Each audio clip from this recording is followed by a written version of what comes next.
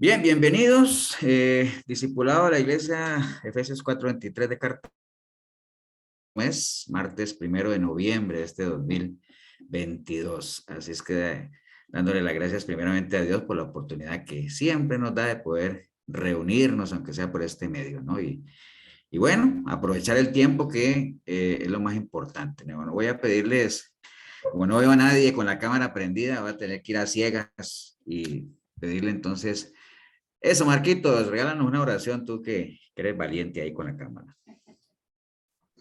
Está bien.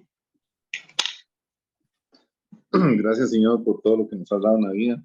Bendito y alabado seas, Padre. En el nombre de Jesús te pedimos que este día sea de bendición, como siempre lo es, Padre, al escuchar tu palabra, el pan del cielo, esa palabra que refresca nuestras vidas siempre, Señor, que nos fortalece todos los días, Señor. Te damos las gracias por Pastor Eddie y por la pastora, porque se disponen siempre, Señor, para enseñarnos la palabra a raíz del Espíritu Santo, Señor. Bendito y alabado seas, Padre, por todo.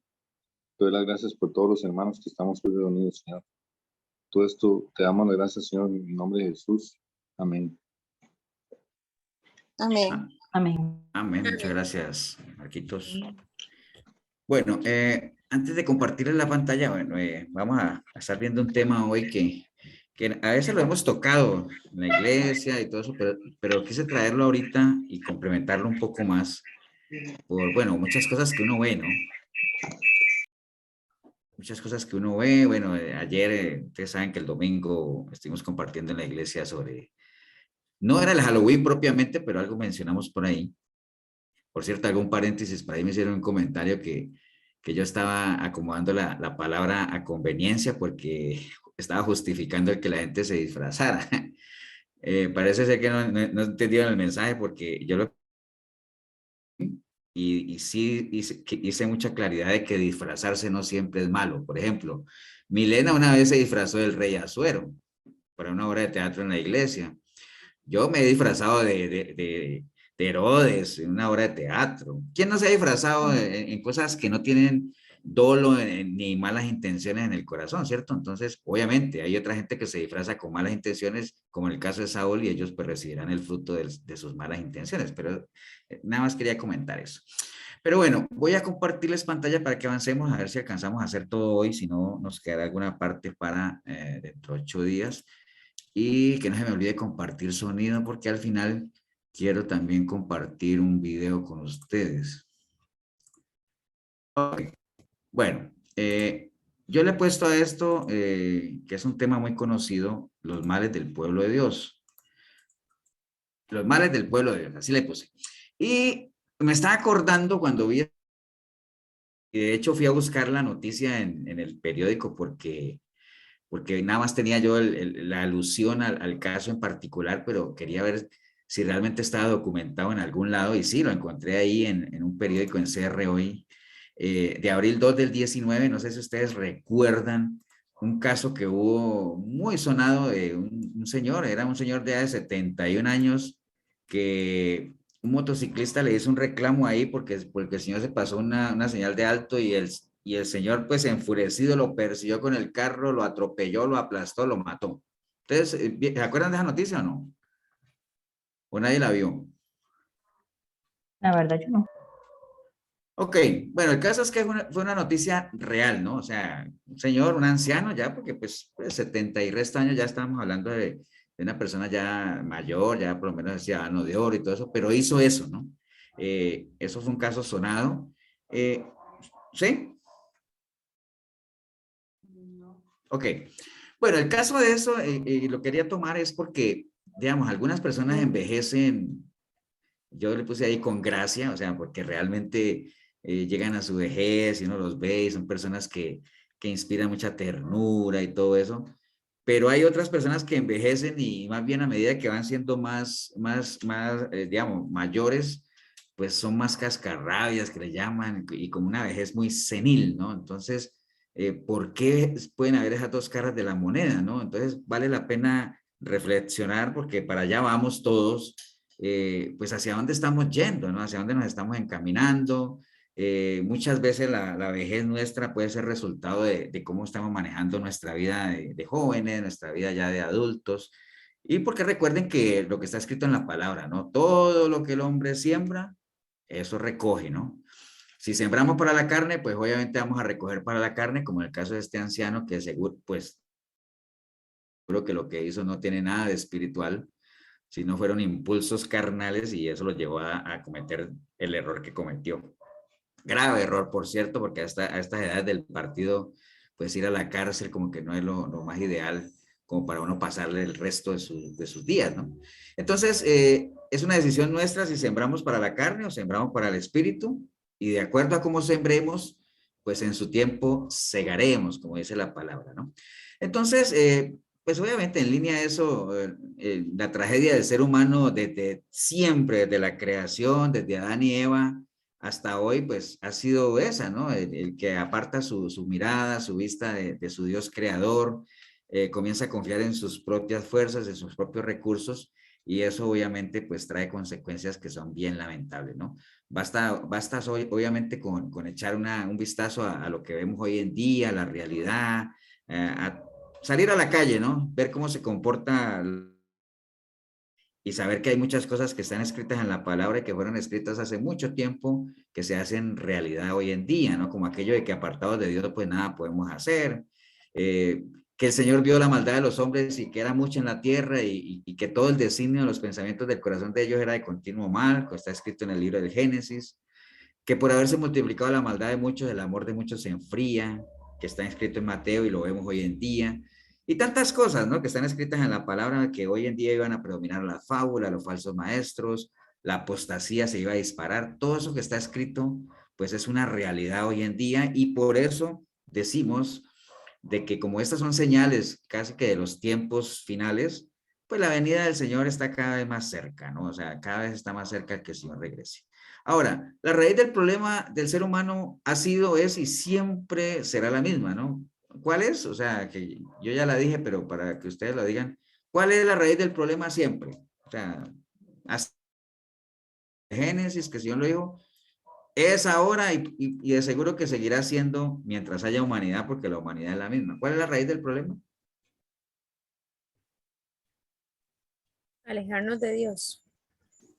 Alejarnos La de maldad. Dios. La maldad, que la maldad es un fruto de alejarnos de Dios, ¿no?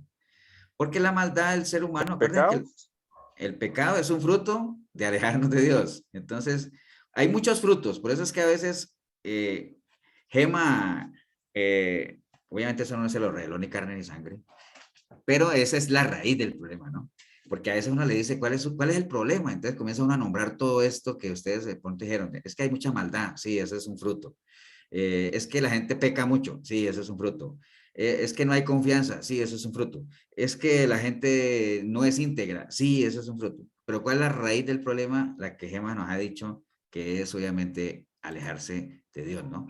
Entonces, allá en Jeremías 2:13, cuando le mencionaba al pueblo que, pues dos males ha hecho mi pueblo, ¿no? ¿Me acuerdan de aquello?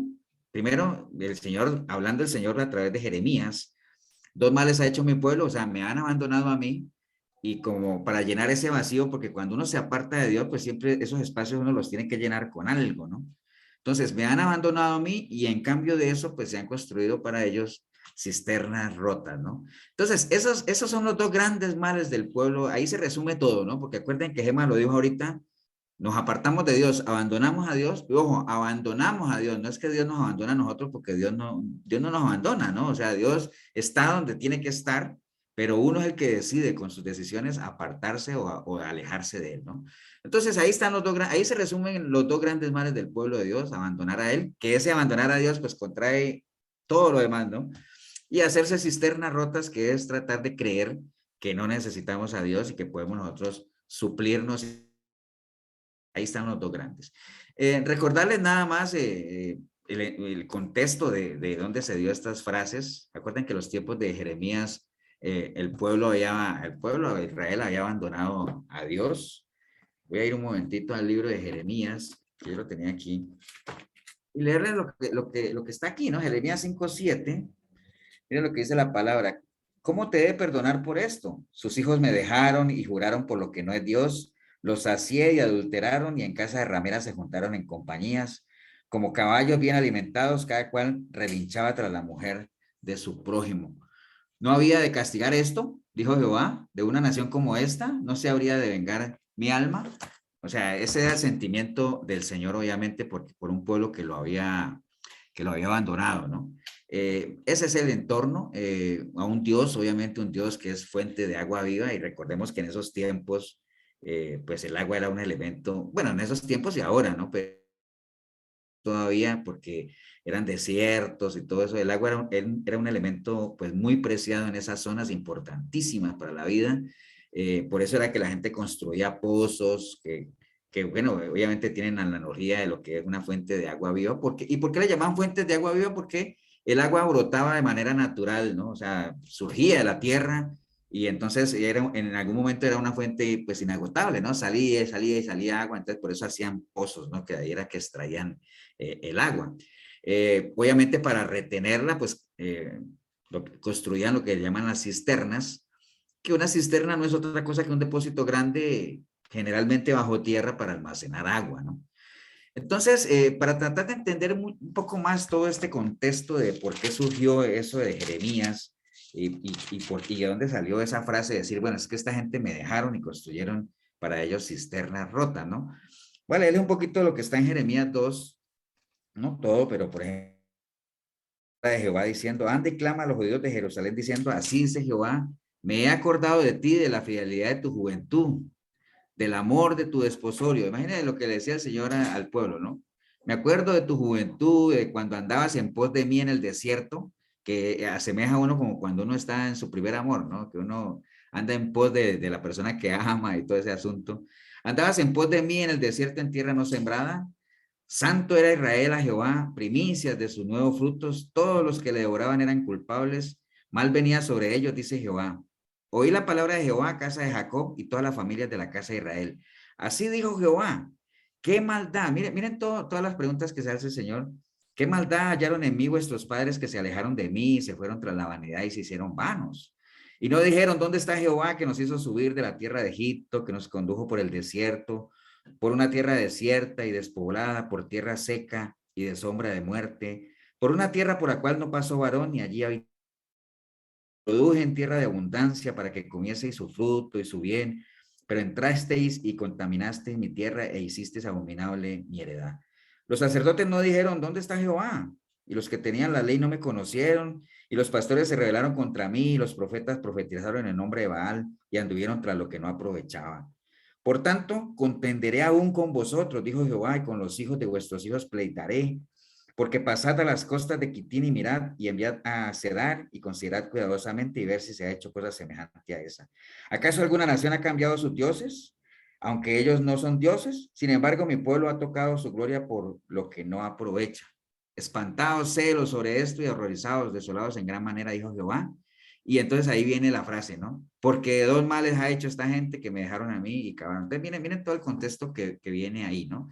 Ahí hace alusión el Señor obviamente a varios temas, a la infidelidad de su pueblo, que aún después de haber visto todo lo que el Señor hizo, los buenos momentos, lo sacó de la esclavitud y todo lo que ya ustedes conocen, de ese primer amor, de cuando Él decía ahí que me buscabas en tu juventud y todo ese asunto, ¿no?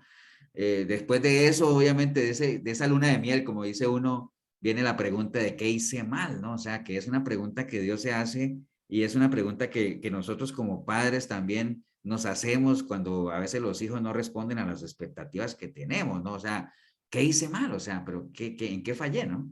Como esposos también, a veces cuando los matrimonios no funcionan, ¿qué hice mal? O sea, pero ¿qué hice mal, no? Y bueno, ya en el versículo 8, pues señalando responsables, ¿no? O sea, sacerdotes que no creyeron, pastores que se rebelaron, profetas que profetizaron en nombre de otros dioses, naciones paganas, o sea, es todo un contexto de lo que vivió Jeremías en aquel tiempo, porque obviamente esta frase que usamos de arranque, pues es parte de lo que Dios habló al pueblo por medio de Jeremías, ¿no? Entonces, como les decía, Jeremías utilizó el vida porque es algo absolutamente necesario. O sea, el agua es clave, el agua es vital. De hecho, se dice que una persona, cualquier persona puede durar de 2 a 3 meses sin comer, de 2 a 3 meses sin comer, pero sin agua es cuestión de días, ¿no? O sea, sin agua solo dura uno algunos días nada más. Entonces el agua es un elemento vital, ¿no? O sea, importantísimo. Entonces, bueno, todo eso que está obviamente denunciando Jeremías que, al pueblo, que es un pueblo que dejó a Dios y que se construyeron cisternas rotas, que se olvidaron de toda esa luna de miel que tenían y de una manera malagradecida decidieron ir en pos de otros dioses. Es lo mismo que vivimos hoy en día, exactamente igual, ya lo hemos mencionado varias veces. La gente que peca hoy es igual que hace 2600 años cuando dijo Jeremías este texto. Rechazan a Dios hoy en día igual que rechazaban a Dios en aquel entonces, rechazan la vida que Dios les ofrece hoy y en ese, igual que ese entonces, cisternas rotas en ese entonces, que hoy en día las cisternas rotas pues son cisternas rotas modernas, ¿no? Hoy en día no tenemos cisternas para almacenar agua, abrimos la llave y ahí está el agua, no necesitamos eso, pero sí tenemos otro tipo de cisternas que son análogas, ¿no? Pasatiempos baratos, cosas temporales que realmente, como dicen, no añaden nada, ¿no? Pero bueno, ya sabemos cuál es el fin de toda esta gente que decide apartarse de Dios y construir cisternas rotas, que pues la alegría que tienen, la paz, son paz y alegrías pasajeras, ¿no? Porque acuérdense que la alegría, lo hablamos en algún momento, la alegría y la felicidad son estados de ánimo pasajeros, ¿no? La alegría y la felicidad dependen del entorno. Si el entorno es positivo, pues una persona está alegre y tiene alegría o felicidad, pero si el entorno no es tan positivo, pues esa alegría se convierte en tristeza, ¿no?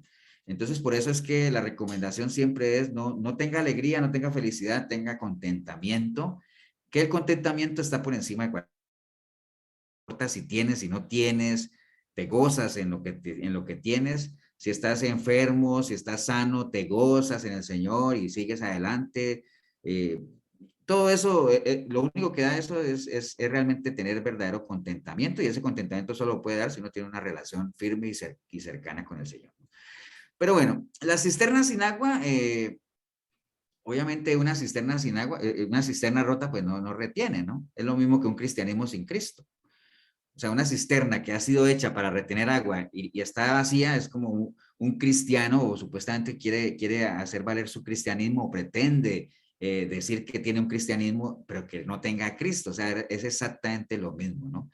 Es como aquellos ateos que dicen que no creen en Dios. O sea, no creo en Dios, pero ¿cuántos casos no vemos de gente que a pesar de que dice que no cree en Dios, pero siguen teniendo esa cisterna rota de vacío, ¿no? Entonces vamos a analizar cada uno de estos males y después vamos a darle un poquito más a detalle de qué es tener, digamos, una vida sin Dios, apartarse del Señor. Entonces, pensemos en el primer mal, que es abandonar a Dios, porque Él lo dijo, dos males tiene mi pueblo, el primero es que me han abandonado a mí, ¿no? Entonces, el primer mal, que ahí se encierra la raíz de todo casi, ¿no? Abandonar a Dios, que es lo mismo que abandonar a Cristo, que es lo mismo que dejar de ser parte de la iglesia de Cristo, ¿no? Nosotros estamos viviendo una realidad que es palpable, que es innegable, que no podemos ocultarla, y es que la gente en general, pues ha sacado a Dios de su vida, de su corazón, ya las cosas de Dios no son prioridades. Dios brilla por su ausencia en colegios, en familias, en todo lado, ¿no? En empresas. Y aún así la gente siempre se pregunta, pero ¿dónde está Dios? ¿Y Dios por qué permite esas cosas? Y todo ese asunto. Yo alguna vez les conté de esa canción que dice Buscadme y viviréis, ¿se acuerdan? De Marco Vidal, que decía que dónde está el Dios de Elías, y dónde está el Dios de Esther, y dónde está el Dios de Moisés, y el Dios, ¿no? Que no lo veo, no se manifiesta.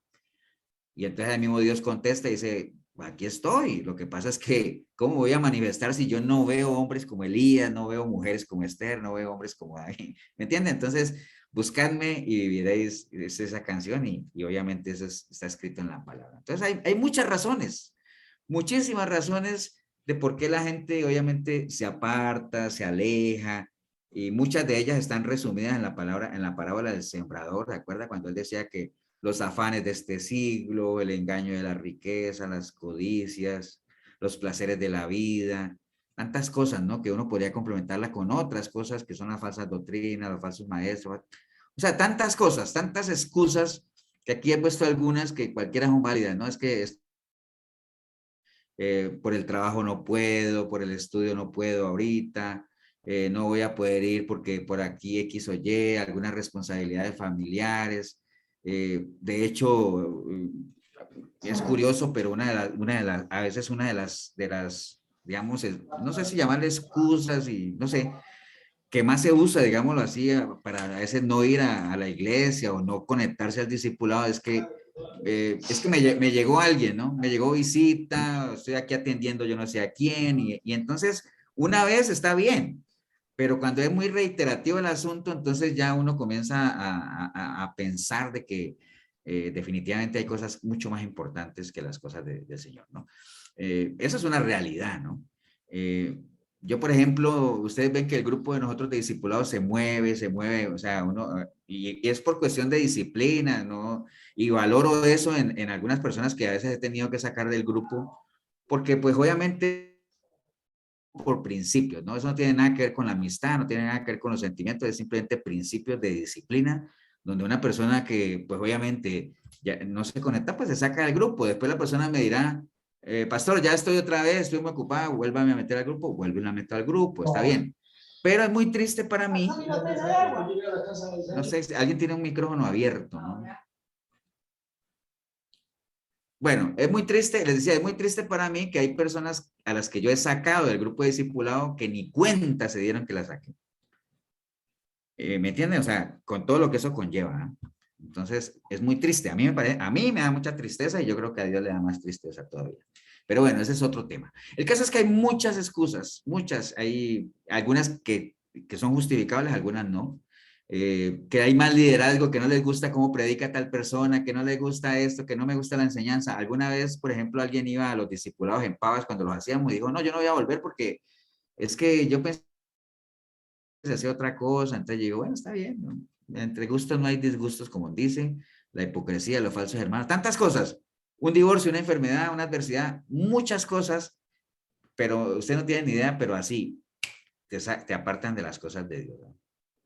Pero así, o sea, te apartan, ¿no? Y lo que les puedo decir es que déjenme decirle que ninguna excusa al final va a ser válida, ¿no? Y recuerden la parábola de la cena, ¿no? ¿Por qué no viniste a la cena? Es que tenía que ir a trabajar, es que tenía a mi esposa allá, es que tenía acá. Ah, bueno, está bien, pero como la cena está lista, está servida, entonces tráiganme a otros que sí quieran estar aquí en la cena y llenemos esta vaina porque sí hay gente que sí necesita y gente que quiere, ¿no? Entonces, no desaprovechemos las oportunidades, es un consejo, sano consejo nada más que les doy. Cualquier oportunidad que uno tenga de compartir la palabra, de meditar en torno a ella, aprovechémosla, ¿no? Aprovechémosla porque esas oportunidades se van. Bien, Romanos 8.1, como dice, ahora pues ninguno en Cristo Jesús, los que no andan conforme a la carne, sino conforme al Espíritu. Recuerden, son promesas que hay en la palabra, o sea, no hay ninguna condenación si es que permanecemos en el Señor, ¿no? El problema es que hay mucha gente dentro de las iglesias que han abandonado al Señor, por más que sigan ahí, ¿no? Por más que se congreguen, por más que estén ahí, pero no se han dado cuenta que se han apartado del Señor, ¿entienden? Porque están cegados. Recuerde que hay un micrófono abierto que no sé de quién es. Entonces, por eso... Pastor, Sí. disculpe que lo interrumpa, pero no sé si solamente es a mí, pero hay partes que como que se le pega la transmisión. Yo no sé si es a mí solamente o lo están viendo los otros hermanos. Bueno, no sé, porque si nadie me dice nada, yo no podría saber. Sí, No, nosotros no. sí, hay unos Sí se cortecitos ahí, corta, pero pequeñitos, pero sí se hacen. son palabritas mínimas. Sí, es muy mínimo lo que se corta aquí también. Ya más bien dejó de Hagamos cortar. una cosa, voy a quitar mi internet. Voy a quitar mi internet, voy a quitar mi cámara, es más, me voy a salir. No, entonces tampoco. Bueno, voy a quitar la cámara, está bien. Hay cualquier cosa, si ustedes ven que no se oye o algo así, me avisan, ¿no? Porque yo no sé, no tengo forma de saberlo. Ok, bueno, entonces sigamos. Les decía entonces que hay mucha gente que dentro de las iglesias, obviamente, y ese es lo peligroso, ¿ah? Porque el que está afuera, acuérdense que el que está afuera sabe que está afuera.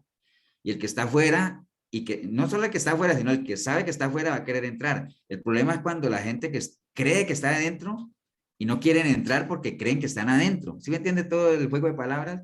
Eso es lo que hace peligroso, por eso la palabra siempre nos dice, examinémonos a vosotros mismos, examínate para ver si estás o no estás en la fe.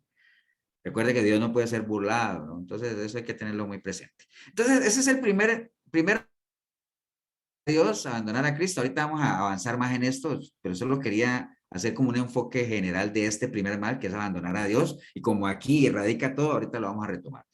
Y el segundo mal, pues obviamente es cavarse para sí cisterna rota, ¿cierto? ¿Qué caracteriza una cisterna rota?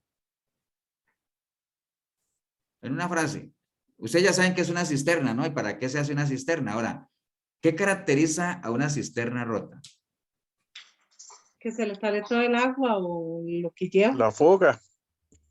Se le sale el agua de fuga y entonces como se le sale el agua de fuga es una cisterna que está.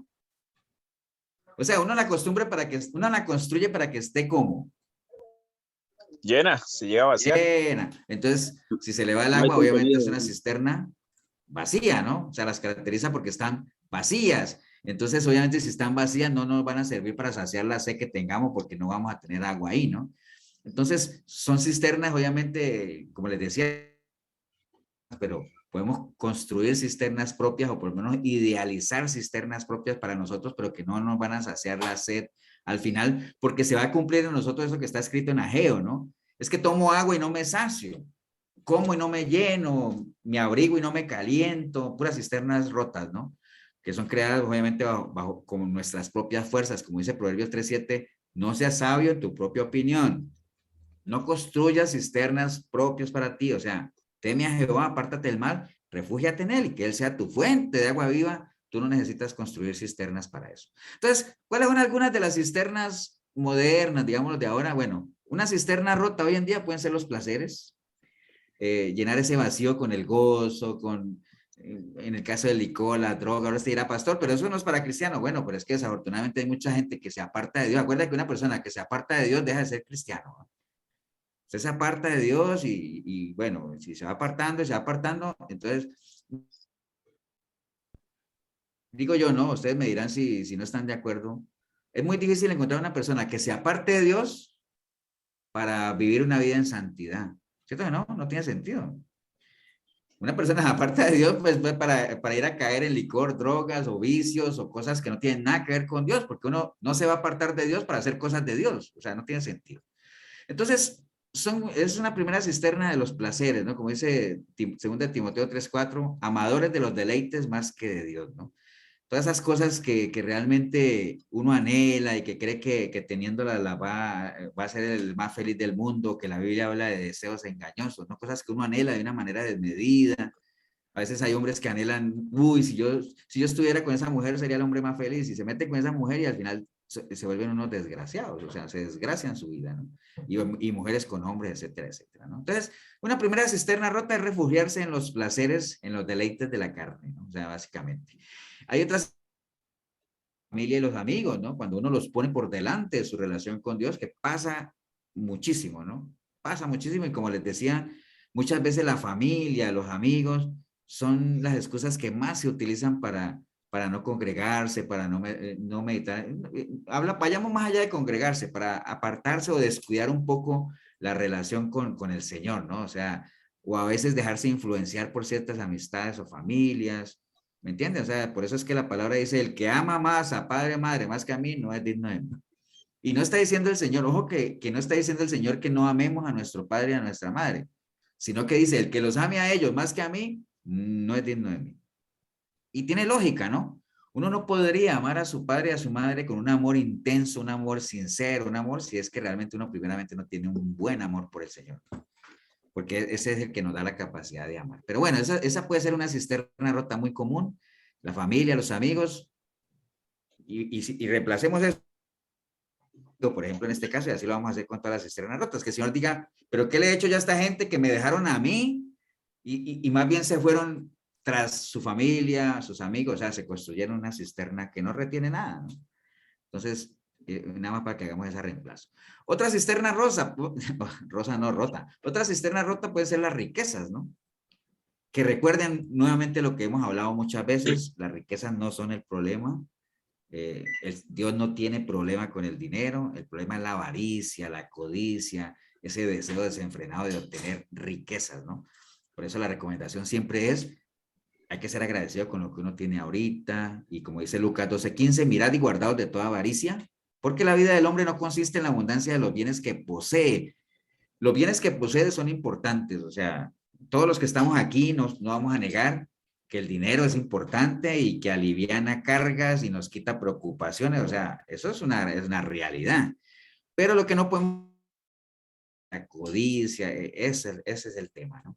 Mateo 16:26 dice, porque ¿qué aprovechará el hombre si ganare todo el mundo y perdiere su alma? ¿O qué recompensa dará el hombre por su alma? ¿De qué le sirve a uno tenerlo todo y al final uno pierde su alma, ¿no? ¿Qué personaje se acuerdan ustedes, ahí nada más, qué personaje bíblico de alguien que podría decir que si estuviera aquí matriculado en el discipulado, un personaje bíblico, obviamente no va a estar aquí, ya murió, pero si estuviera aquí diría, pastor, ahora que usted mencionó eso, yo doy fe de eso, de que sí, de qué le sirve al hombre tener todo si pierde su alma. ¿Quién creen ustedes que podría levantar la mano aquí y decir, yo doy fe de eso? Salomón. Gracias, Pablito. Salomón, ¿acuerdan? Él dijo, ¿y en qué libro relata todo eso, Pablito? Usted que estás volando. ¿En qué libro el hombre hace un relato de todo lo que él probó y al final, y además, es que si te digo el versículo, te digo el libro, ¿no? ¿Usted se acuerda? En Eclesiastés. Ese Pablito está volando. Que como él anda con Bernabé y se fue. ¿Cuántos viajes misioneros fue que hizo, Pablo? No me acuerdo. Pero bueno, el caso es que en Eclesiastés, Salomón hace una descripción muy detallada de todo lo que él disfrutó y al final llega a una conclusión que dice, vanidad de vanidades, todo es vanidad. Entonces, ¿de qué le sirve al hombre? De nada. Entonces, la riqueza es una cisterna rota tremenda. Otra cisterna rota, la religión. Entendamos que la religión, que ya en algún momento en la iglesia lo hicimos, la comparación de lo que era una religión y lo que era una relación, donde una religión, ¿se acuerdan? Era una serie de rituales, símbolos, etcétera, pero la podemos resumir como tener una relación con un Dios que uno no conoce, ¿no? Y todo se reduce a costumbres, tradiciones.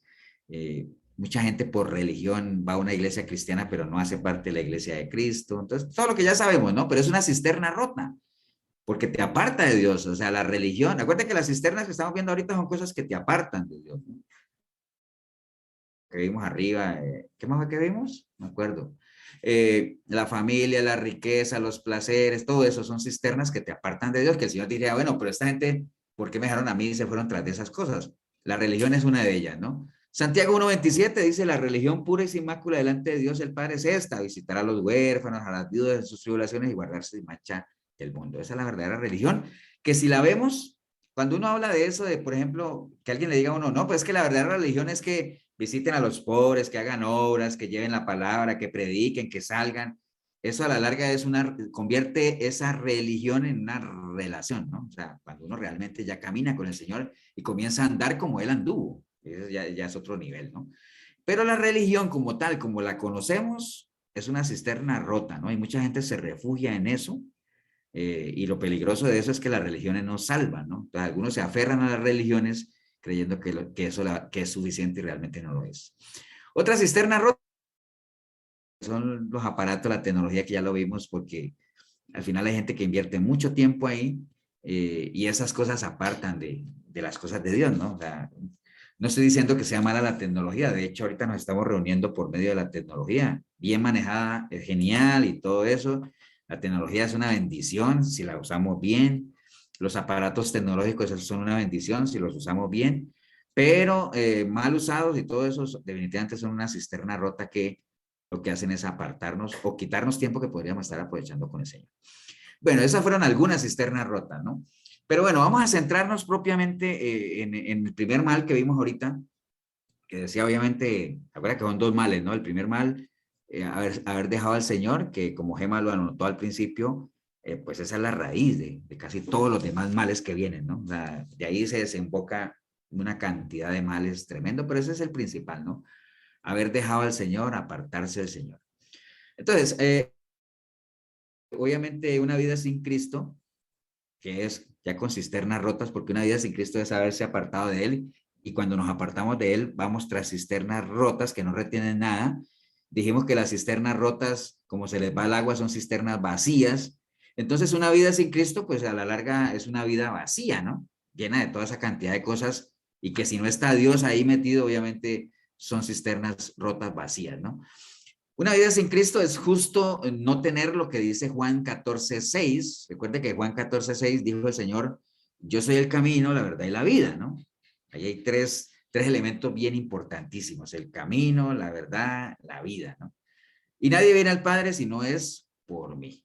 Entonces, vamos a aprovechar este versículo de Juan 14:6 para tratar de analizar y adentrarnos un poquito más en lo que es ese primer gran mal del pueblo de Dios, que es dejar a Dios, ¿no?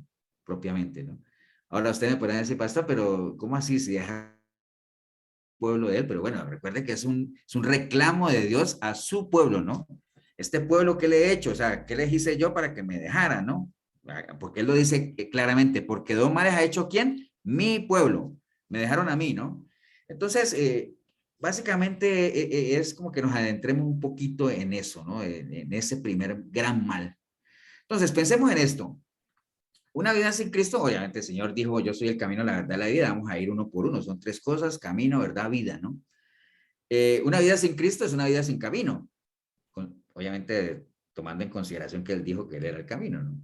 Una vida sin Cristo es una vida sin camino. Una vida sin camino, pues es una vida perdida, ¿no? O sea, cuando uno no tiene un camino que recorrer, pues uno está perdido. Eso es como que a uno lo pongan en la mitad de un desierto y uno diga, bueno, ¿hacia dónde agarro? Porque no hay camino. Al norte, al sur, al este, al oeste, ¿para dónde, no? Muchas veces hemos estado perdidos ahí en algunas situaciones que hemos vivido, es decir, ¿para dónde agarramos? O sea, Lucas 19:10 dice, porque el Hijo del Hombre vino precisamente ¿a qué? A buscar y a salvar lo que se había perdido, ¿no? Entonces, cuando estamos en una vida sin Cristo, estamos en una vida sin camino, una vida perdida. Entonces, precisamente el Señor tuvo que venir a mostrarnos el camino a casa, ¿no? Y recuerden, no necesariamente estar perdido, ojo vivo con esto, no necesariamente para estar perdido hay que andar en drogas o en alcohol o andar en un caño desechado, no necesariamente, ¿no? Porque muchas personas pueden creer haber encontrado un buen camino porque les va bien, porque tienen éxito, gozan de cierta fama, tienen cierta prosperidad, han alcanzado algunos títulos académicos.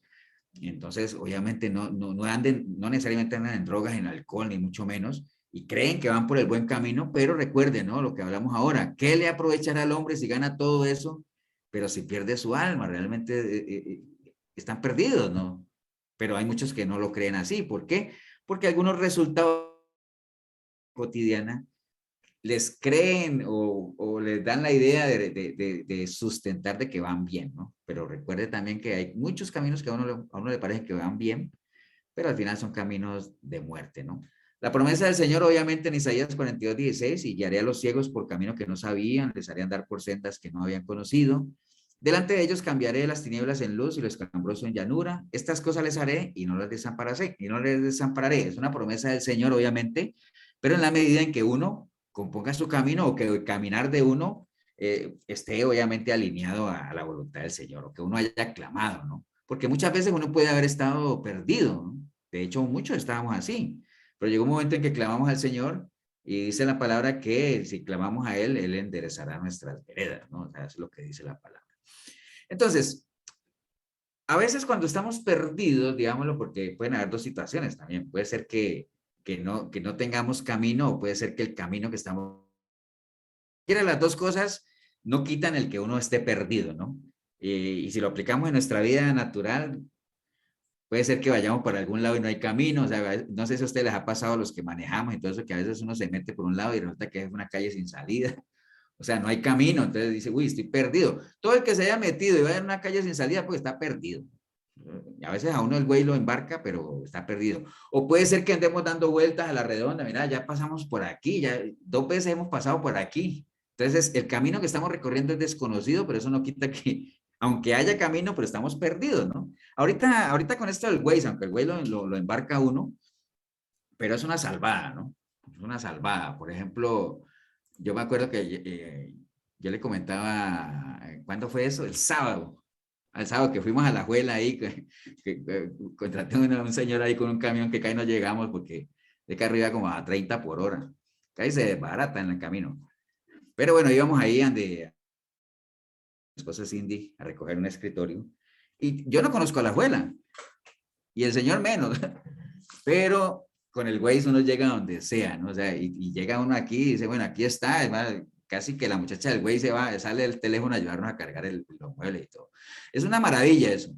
Entonces, el Waze es genial, ¿no? Te lleva donde tú quieras, ¿no? El problema del Waze es que crea cierta dependencia, ¿no? O sea, crea cierta dependencia porque a veces son rutas conocidas y pone uno el Waze. Dice, de ahí, pero si vas a ir de aquí a la sabana, que has ido como 1000 veces y pone uno el Waze. Entonces se hace uno perezoso, ¿no? O sea, nos hace perezosos porque quiere uno que le digan doble a la derecha, en 100 metros cruce, hay un policía ahí, cuidado, desvíese porque usted no tiene RITEVE. Pues eso es otro tema. Entonces, ahora, ¿por qué les comento eso? Porque hoy en día la iglesia también se ha vuelto así perezosa, ¿no? Así como uno quiere que el güey le diga por dónde meterse, aunque uno conozca la ruta, por pereza, la iglesia se ha vuelto perezosa también. O sea, ¿cuáles son los 8 pasos para ser santo, los 25 pasos para ser feliz, 7 pasos para alcanzar la victoria en Cristo, 10 pasos para no pecar? Bueno, la gente anda esperando todo ese tipo de manuales, ¿no? Porque se ha vuelto perezosa cuando ya realmente todo está escrito, ¿no? Todo está escrito. Entonces, bueno, obviamente esto ya lo habíamos visto también, pero quería comentarlo ahí. La palabra de Dios, pues, es el GPS por excelencia, siempre ha existido. Acuerdan que siempre mencionamos esa pregunta que Dios le hizo a Adán, ¿de dónde estás? Y que obviamente el Waze funciona con 24 satélites que están a nivel mundial diciéndole a uno todo la información que recibimos, pero bueno, nosotros necesitamos 24 satélites, tenemos a un Dios creador que mucho más grande que todo eso, ¿no? Pero bueno, esa es información general, ¿no? Pero así como la gente confía ciegamente en el Waze y en el GPS porque, como les decía ahorita, a veces lo embarca uno porque uno confía y si le dice que doble a la derecha, uno dobla y va. Entonces, hay gente que confía ciegamente en su GPS y en todo eso, y esa misma confianza debería tenerla uno en el Señor, ¿no? O sea, y a veces cuesta eso, ¿no? Proverbios 3:5 dice, fíate de Jehová, pero no fíate así nomás como por medias tintas, no, fíate de Jehová en todo tu corazón. Y no te apoyes en tu propia prudencia, sino que reconócelo en todos tus caminos y él enderezará tus veredas. No seas sabio en tu propia opinión, teme a Jehová y apártate del mal, ¿no? Entonces, en la medida en que nosotros hagamos que la palabra sea realmente para nosotros aquello por lo cual está escrito y que ya sabemos y que es lámpara a mis pies, que es lumbrera a mi camino, todo eso, que el Señor la dejó no solamente para que nos enseñe, nos redarguya, nos corrija, sino que nos instruya. ¿Y en qué línea eso de enseñar, redarguir, corregir, instruir? Alineado a lo que estamos hablando del camino, porque recuerda que estamos en la primera declaración que dio el Señor de decir, yo soy el camino. Y sabemos que una vida sin Cristo, pues sería una vida sin camino, ¿no? Entonces, por eso estamos hablando un poco de esto, del estar seguro del camino. El Señor nos dejó la palabra precisamente para que estemos seguros de cuál es el camino que estamos recorriendo y de cómo ella nos puede guiar por el buen camino, ¿no? Dice que la palabra nos la ha dejado el Señor para que nos enseñe qué camino debemos seguir. Acuérdense que por medio de la palabra es que se hace realidad aquello de que el justo por la fe vivirá, ¿no? Entonces, en la medida en que usted se meta a la palabra y conozca cuál es el camino, pues usted no va a tener problema en seguirlo porque ya lo conoce. Para redarguir, o sea, corregir, amonestar, o sea, cuando nos salimos de la ruta, obviamente en el Waze natural, cuando usted se sale, inmediatamente te comienza a salir algo ahí que dice recalculando y comienza a recalcular la ruta. Entonces, digamos que la palabra en esta medida también nos redarguye, nos amonesta, nos corrige cuando estamos queriéndonos salir de la ruta que ya ha sido trazada. Para corregir, o sea, nos señala cómo volver al sendero correcto, ¿no? Para destruir injusticia nos especifica cómo permanecer en la senda de Dios, ¿no? O sea, para todo eso nos ha dejado la palabra, obviamente muy enfocada a esto que estamos hablando del camino, ¿no? También nos enseña cuál es nuestro destino, ¿no? Recuerden que en el Waze, en lo natural, siempre usted tiene que dar su ubicación, tiene que decirle para dónde va y él le traza la ruta, ¿no? O sea, si usted no tiene su ubicación, punto de partida y no tiene su punto final, el Waze no funciona, o sea, no puede trabajar. En la palabra ya está todo escrito, ya obviamente cuando nos dice dónde está, nosotros tenemos que ubicarnos, estamos en el reino de Dios, estamos en el reino verdadero, tenemos una ubicación correcta, está bien, la palabra misma nos dice cuál es el camino y la ruta ya está definida también, ¿no? Que Pablo la tenía completamente clara y él decía, yo voy hacia la meta, que es el premio, el supremo llamamiento en Cristo Jesús. O sea, todo eso está definido, ¿no? Por eso es que en Dios no hay casualidades, no hay nada de eso, o sea, todo ya está establecido, aquello que fue ya es, lo que ha de ser fue ya, o sea, todo está establecido, aquí no hay improvisaciones, no hay nada, no es un camino de antes, de ahora, de mañana, no es el mismo, la palabra es la misma de ayer, de hoy, de siempre, Dios es el mismo de ayer, de hoy, de siempre, la forma de transitar este camino es la misma de siempre, el destino, lo que puede cambiar es el origen, digámoslo, o la ubicación de cada una de las personas, cuando la persona está fuera del lugar adecuado, fuera del reino de Dios en este caso, pues obviamente lo primero que tiene que hacer es ubicarse. Por eso dice, peces en cada uno donde están, si están o no están en la fe. Si están bien ubicados, vamos bien. Si no estás, ubícate, ¿no? Ubícate. Bien, entonces, bueno, Juan 16:13 dice que cuando venga el Espíritu de verdad, pues Él nos va a guiar a toda verdad, ¿no? Acuerdan que fue una de las promesas que el Señor dio antes de irse, ¿no? ¿Por qué te vas, Señor? No te vayas. Tranquilos, que yo me voy a ir y les voy a mandar un consolador. Y cuando ese consolador venga, no se preocupen que Él los va a guiar a toda verdad y no va a hablar de su propia cuenta, sino que va a hablar todo lo que oyere y ojalá saber las cosas que han de venir. Miren en este versículo todas las cositas que están encerradas, ¿no? Dice que va a venir el Espíritu de verdad, que es el Espíritu Santo, obviamente no nos va a llevar a la mentira, o sea, para nada, es un Espíritu de verdad, obviamente que nos va a guiar a toda verdad. Conocimiento pleno de la verdad, entendiendo que la verdad, ¿quieren la verdad? ¿Qué es la verdad? Pues la palabra del Señor, ¿no? Hablará de todo lo que oyere, o sea, si el Espíritu viene de Dios, pues obviamente imagínense, ¿no? Primera de Corintios 2:11 dice, pues que ¿quién de los hombres sabe las cosas del hombre sino el Espíritu del hombre que está en él? Así tampoco nadie conoció las cosas de Dios sino el Espíritu de Dios. Entonces imagínense que el Espíritu de Dios es el que más conoce de las cosas de Dios, porque pues obviamente es Dios mismo, y el que va a venir y nos va a hablar de todo lo que Él sabe, ¿no? De todo lo que Él sabe, revelado obviamente por medio de la palabra, ¿no? Y dice que anunciará las cosas que habrán de venir, obviamente por medio del Espíritu Santo, y en la medida en que caminemos con Él. Acuérdense que cuando uno camina con el Señor y construye esa relación con Él, tiene información de Él, eso aumenta nuestra fe, y precisamente la fe es eso, es la certeza de lo que nos espera. Entonces nos va a anunciar las cosas que han de venir, no es que seamos adivinos ni mucho menos, sino que nosotros tenemos certeza de cosas que nos esperan en el camino correcto, ¿no? O sea, eso no tiene pierde. Entonces, bueno, desafortunadamente todo esto suena muy bonito, pero la realidad es otra, ¿no? La realidad del cristianismo actual, no de todo, obviamente el remanente se mantiene, es que nosotros más bien estamos viendo casos de una crisis de identidad en la iglesia, y una iglesia que teniendo todo para estar ubicada, está desubicada, ¿no? ¿Por qué? Proverbios 11:14 dice que no, donde no hay dirección sabia, pues obviamente caerá el pueblo, o sea, si no hay una buena dirección, pues la gente está desubicada, ¿no? ¿Y por qué la gente está desubicada? Porque la gente no sabe dónde está. ¿Y por qué la gente no sabe dónde está? Porque no se les confronta. ¿Me entienden? Porque la mejor manera de que se le active a uno, hablando en lenguaje de Waze, de que se le active a uno su localización, es cuando a uno se le confronta, ¿no?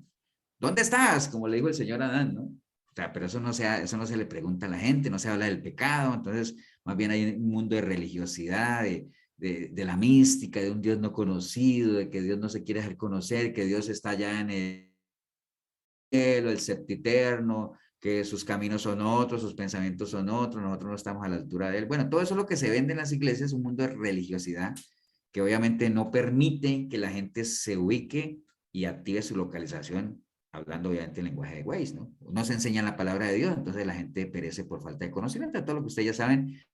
Proverbios 29:18 dice que sin visión el pueblo se desenfrena, o sea, entendiendo que la visión pues es la autoridad de la palabra, lo que le pasó al pueblo cuando Moisés se fue a traer las tablas, como no había visión, no había profecía, no había autoridad, el pueblo se desenfrenó. Cuando él llegó, encontró tremendo desorden ahí, tremendo, iba a decir desmadre, pero no lo voy a decir.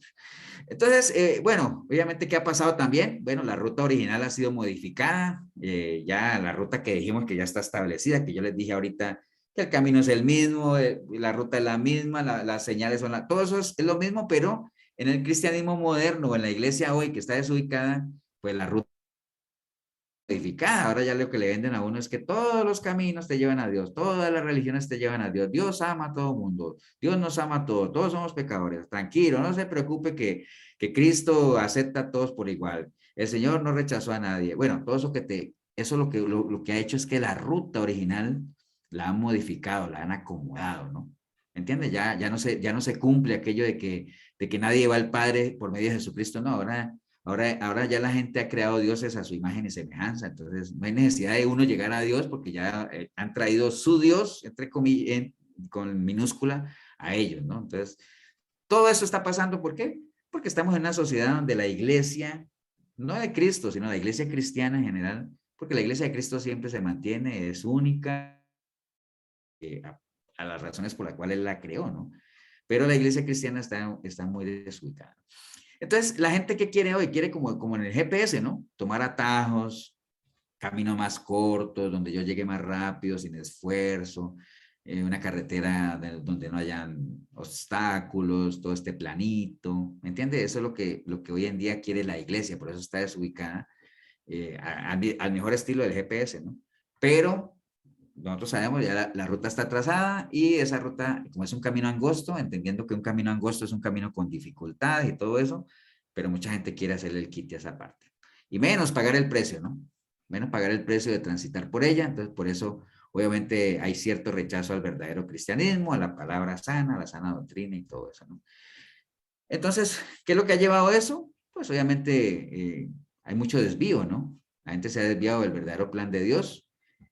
Y recuerde, ¿no? Lo que dice la palabra, que el que se desvía a los deseos de su corazón, Proverbios 18:1, su deseo busca el que se desvía y se entromete en todo negocio y no toma placer el necio de la inteligencia, sino que su corazón se encubra, ¿no? Eran los reclamos que el Señor le hacía al pueblo también, allí mismo en el libro de Jeremías, en 16:12, cuando les decía, y vosotros habéis hecho peor que vuestros padres, porque he aquí que vosotros camináis uno tras otro, uno tras la imaginación de su malvado corazón, no yéndome a mí. Entonces, esos son los dos versículos que respaldan ese principio que nosotros tenemos en la iglesia, de que dice que el que se desvía es porque va tras los deseos de su corazón. Aquí estos son los dos versículos que respaldan eso, ¿no?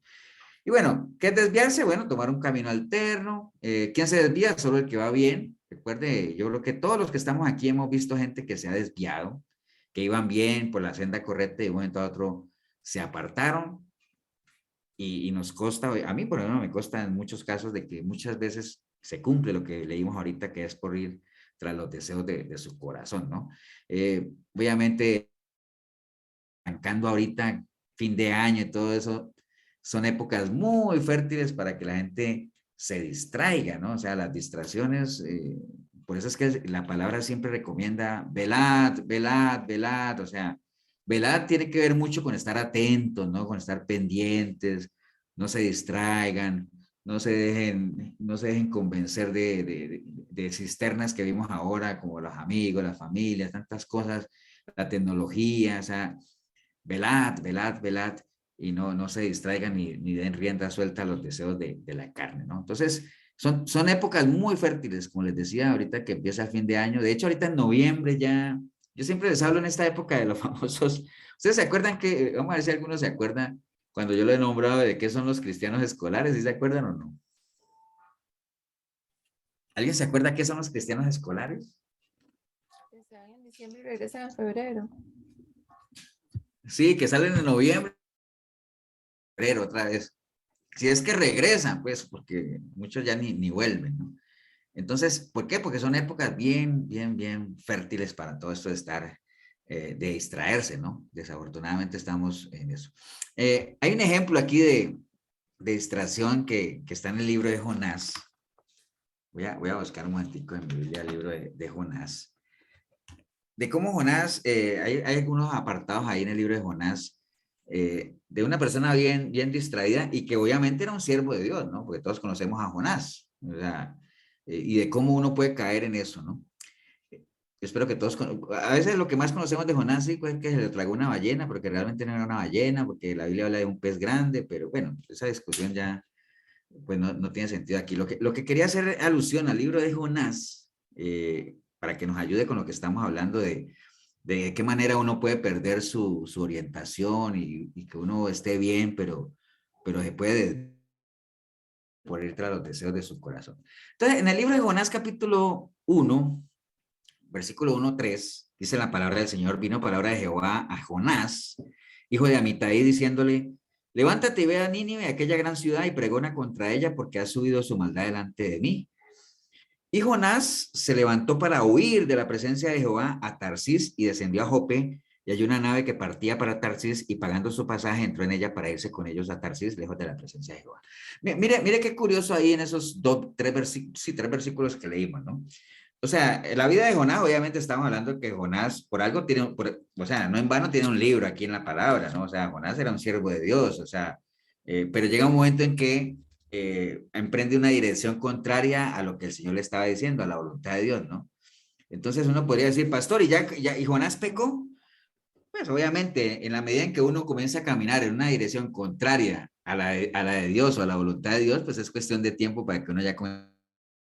La Biblia no menciona aquí de que Jonás haya cometido aberraciones, ni mucho menos, pero ya el solo hecho de ir en contra de la voluntad de Dios, pues ya eso constituye, no creo que Dios estuviera muy contento de decir, mira que muerto de la risa ahí viendo, mira Jonás, no estaba muy contento el Señor y por eso pasó lo que pasó. Entonces, en la medida en que uno vaya contrario a la voluntad de Dios, ya nos estamos apartando, ¿no? Porque eso es desobediencia, ¿no? Y Jonás, estamos hablando de que era un siervo de Dios. Entonces, hay mucha gente que tiene mucho conocimiento de Dios, mucho conocimiento de la palabra del Señor, pero sus caminos van para otro lado, ¿no? Van para otro lado y a veces ni cuenta se dan, ¿no? Y mira lo que dice la palabra aquí en el versículo 3, que dice que Jonás, pagando su pasaje, entró en ella para irse, ¿para dónde? Para Tarsis. Entonces, si tomamos ese versículo, mire, la gente no tiene ningún problema para pagar, y estamos hablando de, puede ser económicamente, lo que sea, para pagar. O sea, créame que no le tienen ningún problema. Pero si el precio que hay que pagar es para acercarse a Dios, ahí sí comienzan a echar cuentas y calculadora 1, calculadora 2. No estoy hablando de plata solamente, aunque la plata también tiene que ver, ¿no? Y no estoy hablando de que acercarse a Dios sea ofrendar, ni mucho menos, no, estoy hablando de pagar un precio de ir a algún lugar, de conectarse, de leer la palabra, de apoyar apoyar la obra, lo que sea. Pero a veces cuando es para alejarse de Dios, créame que no hay problema. En el caso de aquí lo que habla de Jonás fue contrario a donde el Señor lo mandó y pagando su pasaje se fue, ¿verdad? No tuvo ningún problema. Entonces ahí vemos cositas de Jonás, ¿no? O sea, siervo de Dios, ¿está bien? ¿Conocía de Dios? Claro que sí, porque ahí dice, vino palabra de Jehová a Jonás diciéndole. O sea, yo no creo que el Señor a Jonás le haya mandado un telegrama o le habló a Jonás, audible, no audible, lo que sea, pero de Dios y Jonás. Entonces tenía su conocimiento, pero ¿qué pasó? Se fue para otro lado, ¿no? Y pagó el precio. Versículo 4 dice, pero Jehová hizo levantar un gran viento en el mar y hubo en el mar una tempestad tan grande que se pensó que se partiría la nave. Entonces, mire todo lo que pasó. O sea, creo que los que estamos aquí, no sé, ustedes me mentirán o no. Yo por lo menos sí, ¿no? En algún momento que hemos caminado en una dirección contraria a los de Dios, ¿se han levantado tormenta o no se han levantado tormenta? Yo no sé ustedes, pero bueno, casi siempre pasa así, ¿no? O sea, se paga el precio y lo que hablamos ahorita de apartarse de las cosas de Dios, ¿no? O sea, y el precio que se paga es muy alto, o sea, es de lamentar, ¿no? O sea, lo que pasó a Jonás, dice la palabra ahí que se levantó un gran viento y una gran tempestad. Entonces, si nuestra vida va apartada a los caminos de Dios, créanme que esos caminos vienen acompañados de grandes tormentas, ¿no?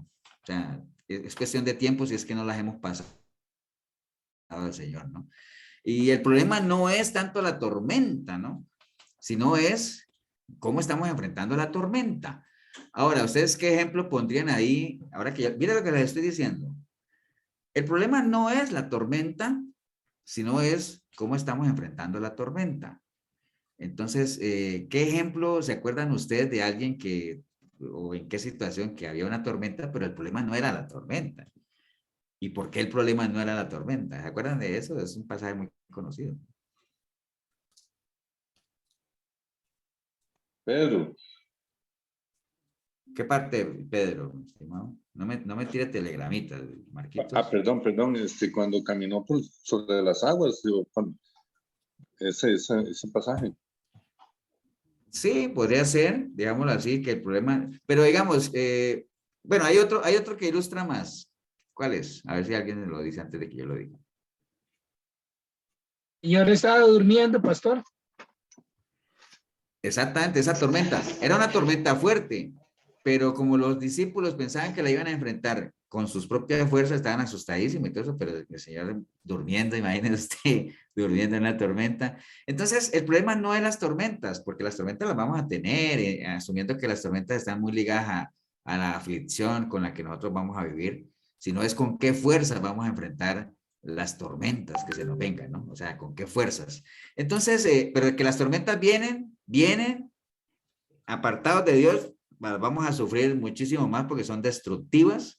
Si estamos agarraditos del Señor, pues obviamente no es con nuestras fuerzas que las vamos a enfrentar y de seguro vamos a salir adelante. O sea, como los apóstoles llegaron al otro lado, obviamente, del mar, porque estaban con ellos, ¿no? Entonces, algunas tormentas son necesarias en nuestra vida precisamente para enderezar la senda, ¿no? O sea, a veces nos estamos saliendo, entonces son buenas las tormentas para que nosotros podamos otra vez, ¿no? Porque recuerde, ¿no? Todas las cosas ayudan a bien a quienes, a los que aman al Señor. Eso no hay problema. Bien, versículo 5 dice, y los marineros tuvieron miedo y cada uno clamaba a su Dios. Y mire que ese Dios está con minúscula. Y echaron al mar los enseres que habían en la nave para descargarla de ellos, pero Jonás había bajado al interior de la nave y se había echado a dormir. Entonces, mire que estos marineros obviamente tenían miedo y comenzaron a clamar a sus dioses porque decía, bueno, pero ¿y esta tormenta dónde salió? ¿Y qué pasó? ¿Y qué pasó? Entonces, ¿por qué? Porque obviamente llevaban ahí una persona que iba contraria a la voluntad de Dios, ¿cierto? Es súper peligroso cuando uno camina con gente que vaya en dirección o que se haya enemistado con Dios, digámoslo así. Hay muchos casos, por ejemplo, ustedes no sé si han visto esos casos de personas que a veces hay un atentado y las matan, y muchachas que no tienen nada que ver, y dicen, no, lo que pasa es que la persona que iba con ella era un narcotraficante. Entonces dije, mire el precio que se puede pagar por andar con una persona que... Eso es un caso súper extremo, obviamente que sí, pero eso no está tan lejos de lo que a uno le podría pasar por andar con gente que anda enemistada con Dios, ¿no? En este caso, estos marineros que no tenían nada que ver, y viene Jonás y se embarcó, porque acuérdense que Jonás se embarcó doble, ¿no? Primero se embarcó porque se embarcó, o sea, porque se fue en un barco, pero también se embarcó porque iba en contra de las cosas de Dios, o sea, de manera no literal se pegó una embarcada, ¿no? O sea, pobre Jonás. Entonces, obviamente es muy peligroso andar con gente con la que Dios está enemistado, ¿no? Y esta gente pagó los platos rotos ahí, y mientras ellos estaban ahí, dice que Jonás se fue a dormir, y mientras los marineros paganos estaban orando a sus dioses, con D minúscula, Jonás pues obviamente durmiendo, ¿no? Que no debería estar haciendo. Entonces mismo en el versículo 6, ellos le dicen a él, y el patrón de la nave se le acercó y le dijo, ¿qué tienes, dormilón? Levántate y clama a tu Dios, quizás él tendrá compasión de nosotros y no pereceremos. Entonces imagínate, un impío oraba a sus dioses con D minúscula, un impío diciéndole a Jonás lo que debería haber hecho desde el principio, que era orar a su Dios, ponerse en amistad con él, ¿no? El hombre va y se pone a dormir, ¿no? Entonces hay mucha gente que cree que tiene su relación con Dios, pero que siempre pasa la vida entera esperando que Dios haga su parte sin hacer ellos su parte, ¿no? O sea, hay gente que, por ejemplo, ore por mí, y digo, pero ¿y cuándo vas a empezar tú a orar por ti, hombre? ¿Cuándo vas a empezar a hacer tú algo por tu vida? Empieza tú, ¿no? La guerra la tiene que empezar uno, ¿no? Versículo 7 al 9 dice, y dijeron cada uno a sus compañeros, venid y echemos suerte para que sepamos por causa de quién nos ha venido este mal. Y echaron suerte y la suerte cayó sobre Jonás. Y entonces le dijeron ellos, decláranos ahora por qué nos ha venido este mal, qué oficio tienes y de dónde vienes, cuál es tu tierra y de qué pueblo eres. Y él le respondió, yo soy un hebreo y temo a Jehová, Dios de los cielos, que hizo el mar y la tierra. Mire la declaración de Jonás ahí, ¿no? Le dicen, bueno, pero tú qué, ¿dónde? Un hombre temeroso de Dios y creo en Dios y todo eso, y andaba en una dirección contraria a él, ¿no? Desobedeciendo obviamente lo que el Señor le haya pedido. Entonces imagínate cuánta gente no hay en las iglesias así. Tremendo, es que yo creo en Dios, yo amo las cosas de Dios, Dios para mí es lo máximo. Es más, en mi vida primero Dios y lo demás ahí, y cuando tienen que hacer algo por Dios, son los primeros que salen corriendo, o sea, no buscan a Dios, ¿me entiendes? El caso de Jonás, típico de Jonás, ¿no? Entonces, los que son como Jonás siempre viven así, ¿no? Siempre esperando que otras personas los saquen adelante, que les digan lo que tienen que hacer, etcétera, etcétera, ¿no? Entonces, ¿por qué estamos hablando de esto de Jonás? Porque, mire, con esto que él acabó de decir, totalmente desubicado, ¿no? Un siervo de Dios, pero yendo para una ruta desconocida, ¿no? Y perdió su brújula, como dice uno, ¿no? Más adelante, en el versículo 13, Dice, y aquellos hombres trabajaron para hacer volver la nave a tierra, mas no pudieron porque el mar se iba embraveciendo más y más contra ellos. Entonces clamaron a Jehová diciendo, ahora Jehová, mire, esa gente que rogaban al principio a sus dioses con D minúscula porque eran impíos, terminaron al final clamando a Jehová, ¿no? Te rogamos ahora, Jehová, que no perezcamos nosotros por la vida de este hombre, ni pongas sobre nosotros la sangre inocente, porque tú, Jehová, has hecho como has querido. Y entonces tomaron a Jonás y lo echaron al mar y el mar se aquietó. Entonces, hay muchos problemas en la vida de uno que terminan en el momento en que uno se desliga de gente que anda en enemistad con Dios. A veces es tan sencillo como eso, ¿no? Puede ser que uno tenga una relación con el Señor, pero las personas con las que uno se rodea es gente enemistada con Dios y eso a Dios no le gusta, ¿entiendes? Ahora usted dirá, pastor, ¿y entonces qué tengo que hacer? Porque yo trabajo con gente que es impía, gente ¿qué tengo que hacer? Entonces no les dejo de hablar. Entonces, es que una cosa es que uno comparta ciertas labores y todo, y otra cosa es que ya uno entre en una relación, ¿me entiende? De compartir, dejarse contaminar de otras cosas, gente que te quiera vender ideas raras de sus estilos de vida y todo eso.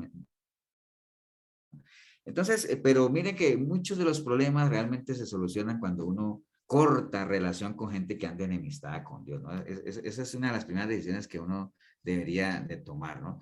Y todo se calmó, dice la palabra ahí, que echaron a Jonás al mar y ahí mismo el mar se calmó, ¿no? O sea, pobre Jonás, pero salado. Versículo 16 dice, y temieron aquellos hombres a Jehová con gran temor y ofrecieron sacrificio a Jehová y hicieron voto, ¿no? Estas personas habían clamado a Dios, echaron a Jonás al agua y todo se calmó, ¿no? Entonces, al ver eso, comenzaron a hacer sacrificios, se hicieron votos a un Dios que al principio no conocían, ¿no? Estas personas, ¿no?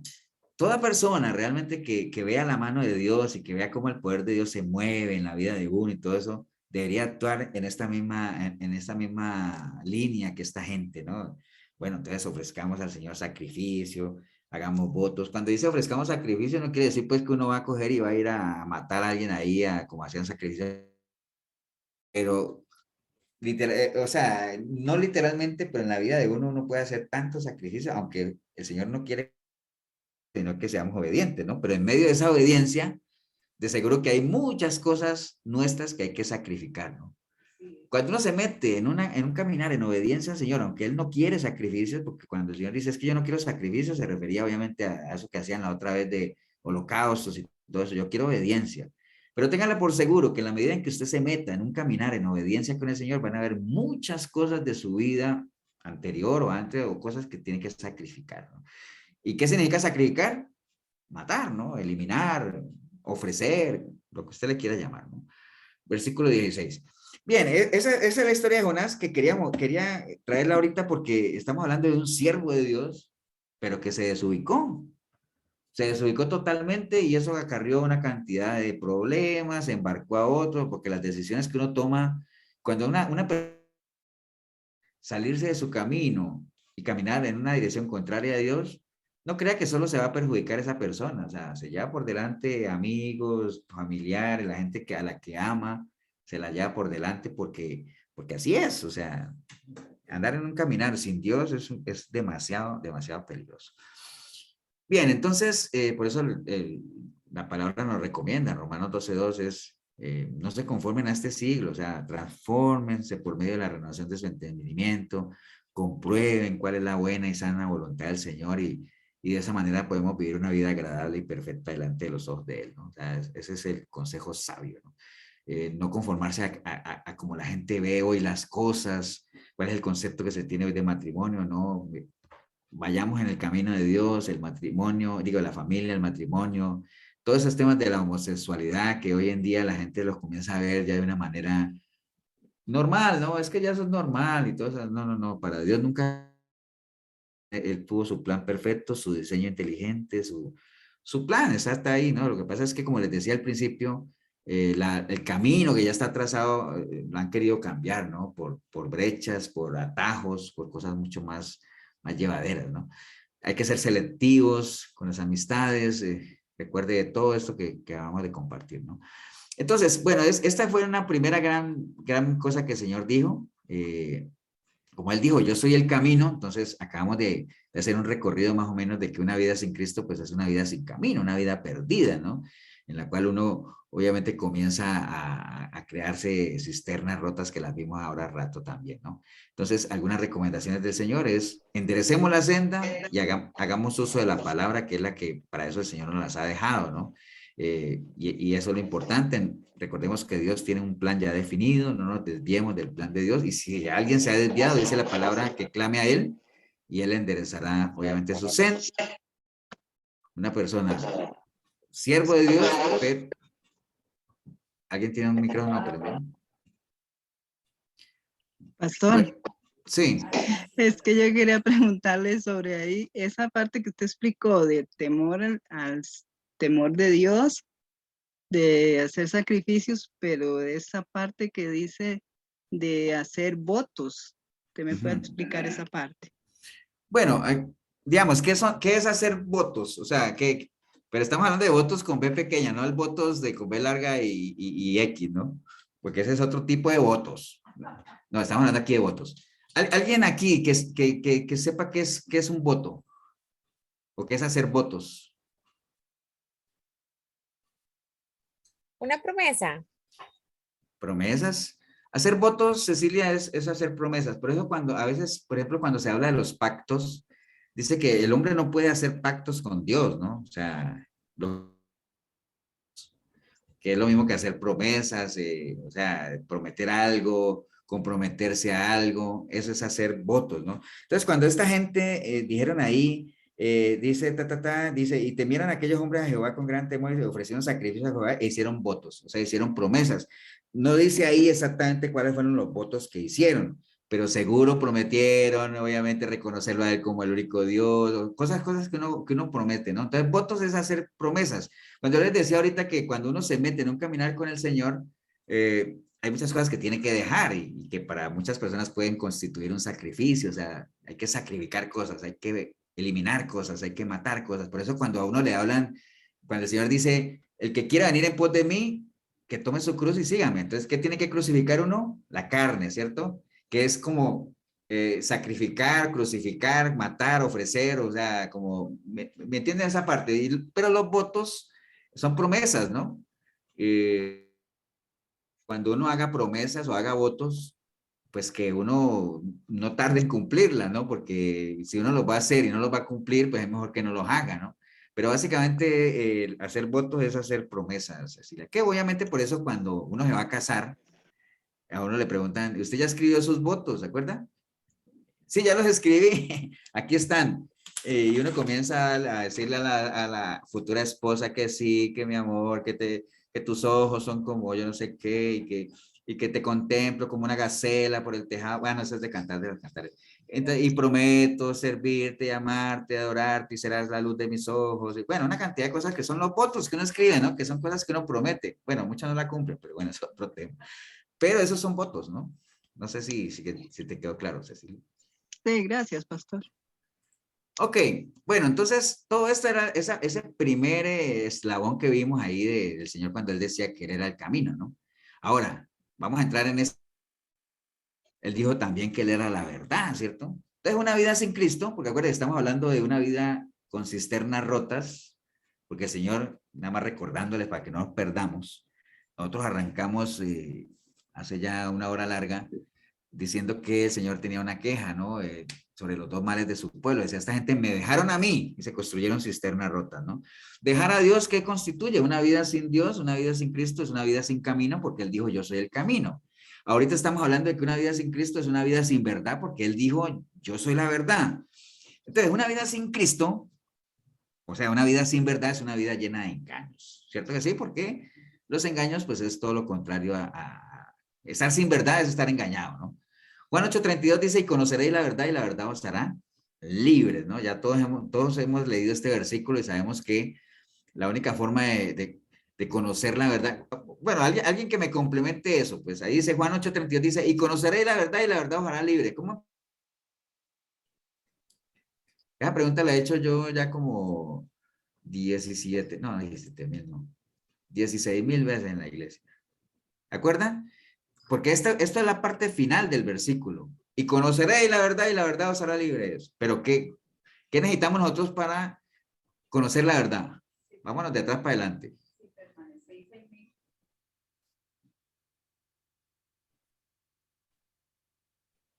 ¿No se acuerdan? Se decía que la verdad era conocer a Cristo, que el que conocía a Cristo conocía la verdad. Sí, pero hay un versículo ahí, Karen, por ejemplo, que dice, por ejemplo, él dice, y no lo voy a decir, pues, no digo, pero él dice, ta, ta, ta, ta, ta, ta, ta, ta, ta, ta, ta, ta, ta, ta, ta, ta, y entonces conoceréis la verdad y la verdad os hará libre, pero faltan esos dos primeros. Buscar primeramente, pastor. Si permaneces, Mm, Por ahí va, ¿no? Acuerda que él les dijo a ellos, Sí, si ustedes, permanece yo en mí. permanezco con ustedes, entonces ustedes serán mis discípulos. mis discípulos, y entonces conocerán la verdad y la verdad los hará libres, ¿de acuerdo? Entonces, mire todo lo que implica el que hay mucha gente que le gusta ser libre, claro, yo quiero ser libre, pero bueno, entienda que para ser libre usted tiene que conocer la verdad, porque no hay nada que esclavice más que la mentira, que el engaño, ¿no? O sea, eso es lo que lo hace a uno libre es la verdad, pero para conocer la verdad hay que ser discípulo del Señor. Y para ser discípulo del Señor hay que permanecer en Él y que Él permanezca en uno. O sea, eso no es así como tan fácil, ¿no? O sea, quiero ser discípulo del Señor. Entonces vamos a hablar un poquito de esto de vivir sin verdad, ¿no? Porque una vida sin Cristo es una vida sin verdad. Entonces hay un versículo que está en Proverbios 23 que dice, compra la verdad y no la vendas, ¿no? Compra la verdad, ¿no? Compra la verdad y no la vendas. Comprar la verdad, pues es lo mismo que no comprar falsedad, ¿no? O sea, y comprar falsedad, pues eso no tiene, no sé ustedes, los que estamos aquí, comprar cosas falsas, pero pues yo no creo que a nadie le guste comprar cosas falsas, ¿no? A no ser de que uno las compre sabiendo que son falsas.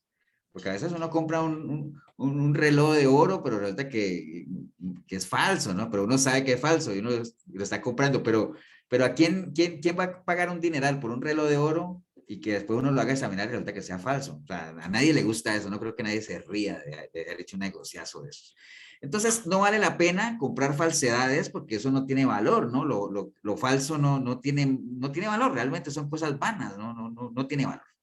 Entonces, la recomendación siempre de la palabra en Filipenses 4:8 es, más bien que pensemos en todo lo verdadero, ¿no?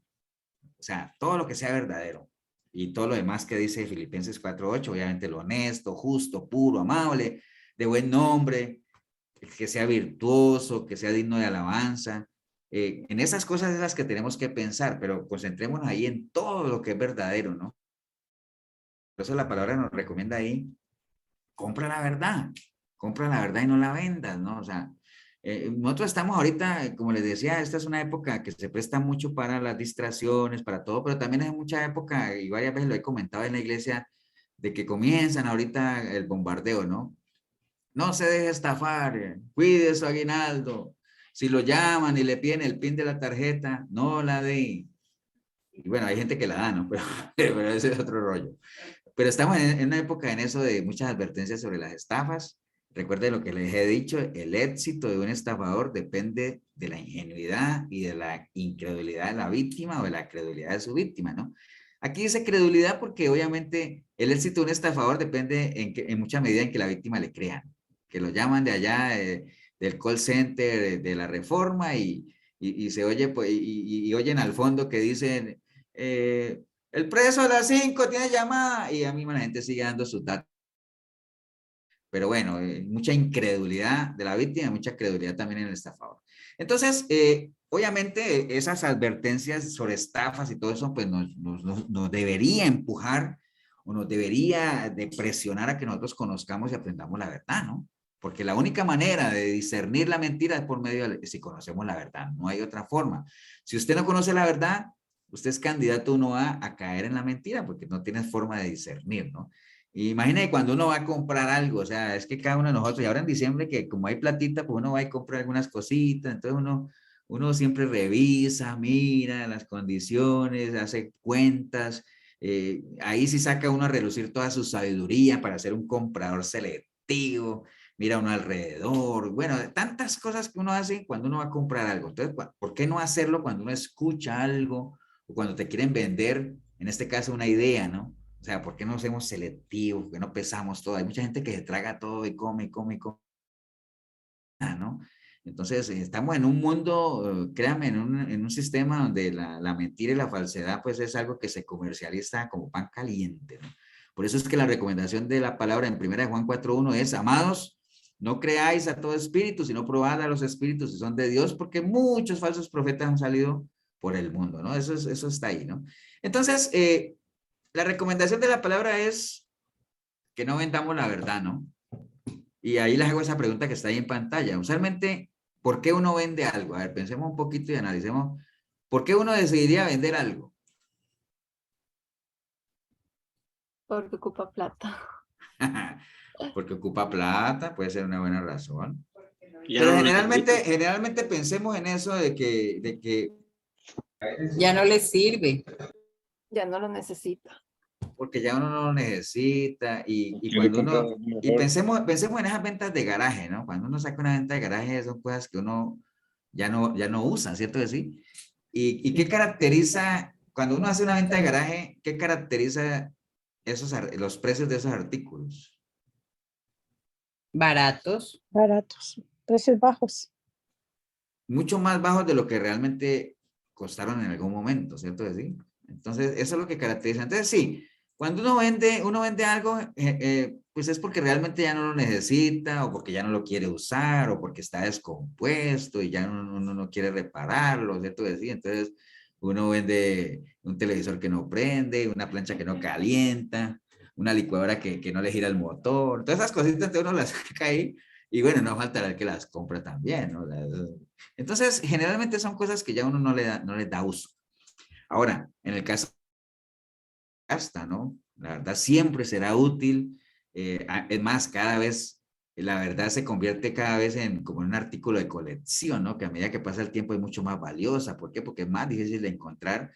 Entonces, conociendo eso, ¿por qué querríamos deshacernos de la verdad, ¿no? O sea, no tiene sentido. Y por eso la palabra dice, compra la verdad y una vez que la compres, no la vendas. O sea, no la vendas, ¿no? Porque realmente cualquier venta de la verdad, pues sería una pérdida terrible, ¿no? Porque estaríamos vendiendo algo que es muy valioso. Entonces, en línea de esto, quería apoyarme en una historia que está en Primera de Pastor, Reyes. Sí. Pastor, ahí también se podría decir que cuando hablas de vender la verdad es negociar nuestros principios. Allá vamos, Milena, no se adelante. No le vuelva a compartir el material. Bueno, vamos a hablar pero vamos para allá para lo que dice Milena. Precisamente quería por eso utilizar esta historia de 21 con ¿se acuerdan de la viña de Nabot? De Nabot, no sé si han leído esa historia, pero eso está en Primera de Reyes 21 del 1 al 24.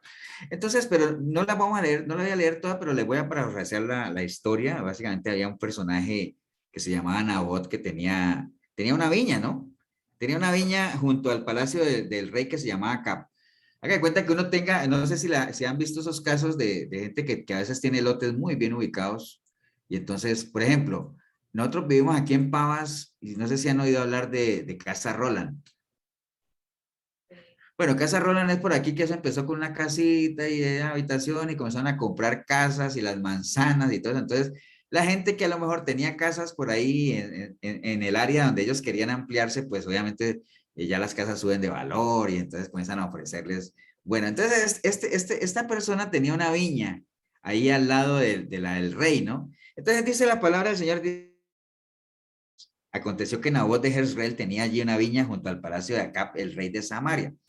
Y Acab, o sea, el rey, le habló a Nabot diciéndole, dame tu viña para un huerto de legumbres, porque es que está muy cercana a mi casa, y yo te daré por ella otra viña mejor que esta, o si mejor te parece, te pagaré su valor en dinero. Nabot le respondió a Acab, al rey, guárdeme Jehová de que yo te dé a ti la heredad de mis padres. Y vino Acab a su casa triste y enojado por la palabra que Nabot de Jezreel le había respondido diciendo, no te daré la heredad de mis padres, y se acostó en su cama y volvió a su rostro y no comió. O sea, el rey, como el otro no le quiso vender la viña, llegó a la casa ahí enojado y no quiso comer y todo eso. Entonces vino a él su mujer que se llamaba Jezabel, nombrecito, ¿no? Y le dijo, ¿por qué estás tan decaído tu espíritu y no comes? Y él le dijo, porque hablé con Nabot de Jezreel y le dije que me diera su viña por dinero y que si más quería yo le daría otra viña por él, y él respondió que no me daría la viña. Y su mujer Jezabel le dijo, eres tú ahora el rey de Israel, levántate, come y alegra. Entonces ella escribió cartas en nombre de Acab y las selló con su anillo y las envió a ancianos y a los principales que moraban en la ciudad de Nabot. Y las cartas que escribió decían, así proclamad ayuno y poner a Nabot delante del pueblo. El caso es que ella le levantó un cuentazo ahí a Nabot y entonces al final, digamos, al pobre de Nabot lo mataron, ¿no? Dice el versículo 15, cuando Jezabel oyó que Nabot había sido apedreado y muerto, dijo a Acab, levántate y toma la viña de Nabot de Jezreel, que no te la quiso dar por dinero porque Nabot ya no vive, sino que ha muerto. Y oyendo a Acab que Nabot era muerto, se levantó para descender a la viña de Nabot de Jezreel para tomar posesión de ella. Bueno, el caso es que esa es la historia, ¿no? O sea, ahí a grandes rasgos, este Nabot tenía una viña al lado de la del rey, el rey que la quería, que es que para hacer una esta de legumbres, él no se la quiso vender, ni mucho menos, entonces la esposa como buena esposa, güey, se la consiguió a punta de, levantó ahí una calumnia y todo eso. Entonces, en esta historia hay varios personajes, porque recuerde, estamos, ¿qué es lo que estamos viendo? Ahorita el asunto de la verdad, ¿no? La palabra dice, compra la verdad y no la vende. En esta historia, por ejemplo, se menciona Jezreel, porque dice que tenía una viña en Jezreel. Jezreel quiere decir Dios siembra o simiente de Dios. La viña, obviamente, en esta historia, pues tipifica a Cristo, cuando él dijo, yo soy la vid verdadera, ¿se acuerdan? La vid verdadera. En este caso, la vid verdadera representa el verdadero evangelio. O sea, estamos haciendo una analogía de esta historia de la viña, ¿no? La vid verdadera representa el verdadero evangelio sembrado por Dios, obviamente, en un estado puro, sin adulterar. Acab, en este caso, quería convertir esta viña, que era una viña que representaba el verdadero evangelio, la quería convertir en una viña de legumbres. ¿Qué les recuerda a ustedes? Que eso está en Números 11, pero sin buscarlo. ¿Qué les recuerda a ustedes esto de las legumbres? ¿A qué les recuerda? ¿Alguien les recuerda eso cuando uno habla de legumbres y la cebolla y los nabos y todo eso? ¿Alguien les recuerda algo de eso? Cuando el pueblo quería volver a Egipto. Sí, ¿se acuerdan que el pueblo estaba en el desierto? Aquí a comer maná, si nosotros allá en Egipto comíamos de balde, comíamos la lechuga, la legumbre, todo eso, ¿se acuerdan?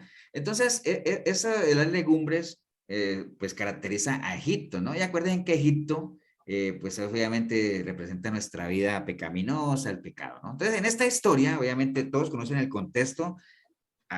Nabot tenía una viña al lado de acá y él quería comprársela y quería convertirla en una viña de legumbres. Entonces, si nosotros hacemos la analogía a algo que queramos aplicarlo en nuestra vida normal, en nuestra vida cotidiana, acá obviamente el que quería comprar la viña, pues simboliza a Satanás, ¿no? Porque mientras que este rey quería convertir aquella viña, aquella vid verdadera que era sanita y todo eso, quería convertirla en una viña de legumbres al estilo Egipto, es lo mismo que hace el enemigo hoy en día, ¿no? De querer convertir el verdadero evangelio, el evangelio del Señor, en un evangelio más al estilo de Egipto, ¿no? Al estilo del mundo, más de legumbre, más de cosas de ese. Aquí hay cosas que nosotros podemos hacer analogía también a lo que ha pasado o que pasa hoy en día, ¿no? Donde desafortunadamente muchos caen en la trampa. Obviamente Nabot no cayó en la trampa aquí, pero a muchos les hacen una oferta de un evangelio mucho más divertido, un evangelio moderno, atractivo, y la gente cae ahí, ¿no? Ahorita estaba viendo unos videos de cómo sí se celebra, por ejemplo, el Halloween en algunas iglesias. O sea, hay iglesias que celebran el Halloween con luces y todo eso. Entonces, es como han convertido un evangelio puro, santo del Señor, en un evangelio ya al estilo Egipto, ¿no? Como convierten una vid verdadera en una viña de legumbres, ¿no? Que era lo que quería hacer este rey, ¿no? Entonces, obviamente Nabot se mantuvo fiel, diciendo que él no podía vender la heredad. Y ustedes ven que el rey Acab inicialmente no fue con violencia, ¿no? Simplemente se le acercó y le dijo, oye, ¿por qué no me das tu viña que quiero hacer ahí? Es más, te la pago y te doy una buena plata. Entonces no utilizó la violencia, digámoslo, como primer recurso, que es que el enemigo Satanás, el diablo, como le quieras llamar, tampoco usa eso, ¿no? Él no usa la violencia como primer recurso, sino que simplemente nos comienza a presentar ofertas, contraofertas del mundo irresistibles, que se ven bien. Acuerda que el pecado nunca se presenta como algo doloroso, como algo, sino que se presenta como algo irresistible, como algo que te ofrece riquezas, fama, carisma, comodidades, prestigio, cosas de esas, ¿no? A nivel ministerial, pues iglesias grandes, fama, fortuna, bueno, tantas cosas, ¿no? ¿A quién se acuerdan ustedes que también el enemigo le ofreció cosas como estas, ¿no? O sea, riqueza, dinero, fama, carisma. ¿A quién le ofreció Satanás eso también? Jesús. A Jesús, ¿se acuerdan cuando le dijo, mira, todo eso que tengo aquí, esta riqueza, todo eso, te las puedo dar si postrado me adoro? Recordemos cómo el Señor sí logró defenderse, ¿no? Con la palabra, es decir, solo el Señor tu Dios, a Él adorará. Entonces, ¿a quién se le ofreció? A Jesús, ¿no? ¿Y qué le ofreció? Obviamente, ¿se acuerdan que Él le ofreció una viña mejor, ¿no? Lo primero que Él le dijo es, dame tu viña y yo te doy una viña mucho mejor que esa, ¿no? Entonces, es lo que se nos ofrece hoy en día, ¿no? Tú tienes un evangelio, tienes una relación con el Señor Sanita, tranquilo, hombre, te ofrezco algo mejor. Un evangelio sin cruz, te ofrezco prosperidad, no tienes que cambiar, no tienes que comprometerte con nada, tranquilo. Si quieres seguir viviendo como vives, no te preocupes, que todos somos pecadores, o sea, eso es lo que yo te ofrezco, ¿me entiendes? Lo que se está ofreciendo hoy en día, ¿no? Cambiar una viña, un evangelio puro por una viña de legumbres, que es una viña al mejor estilo de Egipto, ¿no? Lo más parecido que era lo que quería hacer Acab con la viña de Nabot, ¿no? Entonces, le llegarán a uno muchas ofertas irresistibles, créanme, no sé a ustedes, pero a uno siempre le pasa eso, que cuando uno está atravesando una situación bien complicada, casi siempre se le presentan oportunidades que uno sabe que no son de Dios, pero que podrían solucionar tu problema, pero uno sabe que no son de Dios, ¿no? Entonces te vienen contraofertas, o sea, ¿por qué? Porque el enemigo siempre se va a aprovechar de las necesidades que uno tenga para hacerte esas contraofertas. Por eso es que el enemigo le ofreció al Señor que le dijo, haz que esas piedras se conviertan en pan, ¿no? Porque el Señor tuvo hambre, o sea, la necesidad que él tuvo en su momento era de hambre, entonces por eso le habló de piedras en pan, porque si la palabra hubiera dicho en su momento que después de 40 días el Señor tuvo sed, posiblemente la oferta hubiera sido otra. ¿Por qué no le dices a esas ramas que se conviertan en agua? ¿Por qué? Porque siempre se aprovechan las necesidades que uno tenga puntuales para hacerte contraofertas, ¿no? A tus necesidades. Entonces, en este caso, obviamente, le ofreció una viña mejor, algo más atractivo, pero obviamente, recuerden, Nabot se negó a vender su viña, a pesar de que le dijo, mira, te voy a dar una viña mejor, o te voy a pagar en plata bien. Ahora, pregunta mía para ustedes, ¿por qué Nabot se negó a vender la viña? Porque era un regalo de sus padres. Ahí, sí, eso está correcto. ¿Quién dijo Gema? ¿O quién? Sí, señor. Eso es correcto, pero hay que complementarla un poquito más. O sea, Porque la ley no le permitía. Exactamente. O sea, las dos respuestas, la de Gema y la de Pablo, esa era correcta. ¿Por qué Nabot no vendió la viña? Bueno, no la podía vender, porque era una heredad de sus padres y la ley prohibía que toda heredad de los padres se pudiera vender, porque eso tenía que pasar de generación en generación, ¿no? O sea, Nabot se la tenía que heredar a sus hijos y sus hijos a sus hijos y así Era como un iba. patrimonio familiar, ¿verdad, pastor? Era un patrimonio familiar que por eso es que los judíos, mire, esa es una gran enseñanza. Los judíos, ¿no? Los judíos por eso casi nunca tienen problemas de plata. Los judíos que no conocen, no sé, es gente que está bien acomodada, ¿cierto? Porque ellos son judíos. Nosotros más bien, por nuestras costumbres occidentales, no somos judíos, sino que más bien estamos como jodidos. Pero bueno, ese es otro tema. Ese es otro tema también. Entonces, si nosotros mantuviéramos esas sanas costumbres de dejarle heredades a nuestros hijos y todo eso, viviríamos en una sociedad diferente, yo creo, ¿no? Bueno, uno lo que le deja a los hijos, más bien hay muchos, esperemos que no nos pase a ninguno de nosotros, pero hay mucha gente que se muere y más bien hasta muerto le deja deuda a los hijos ahí que tienen que ver cómo lo entierran a uno. ¿Me entienden? Entonces son cosas que uno no debería, si no les vamos a dejar herencia, por lo menos no les dejemos deudas. Ese es un sano consejo. Pero bueno, entonces el caso es que Nabot se negó a vender la viña porque sabía que la ley se lo impedía. O sea que Nabot conocía la verdad, ¿cierto? Porque si él no hubiera conocido eso, la verdad, un judío conocía la ley, conocía la verdad y por eso no negoció nada. ¿Por qué? Porque la verdad no se negocia, la verdad no se vende, ¿me entienden? O sea, uno no puede negociar eso, que era lo que Milena decía ahorita. En la medida en que uno conozca la verdad, uno no negocia nada, uno no negocia sus principios. Eso es innegociable, no hay nada que negociar, ¿no? Entonces, por eso obviamente él conocía la ley y no podía ir en contra de la verdad, ¿no?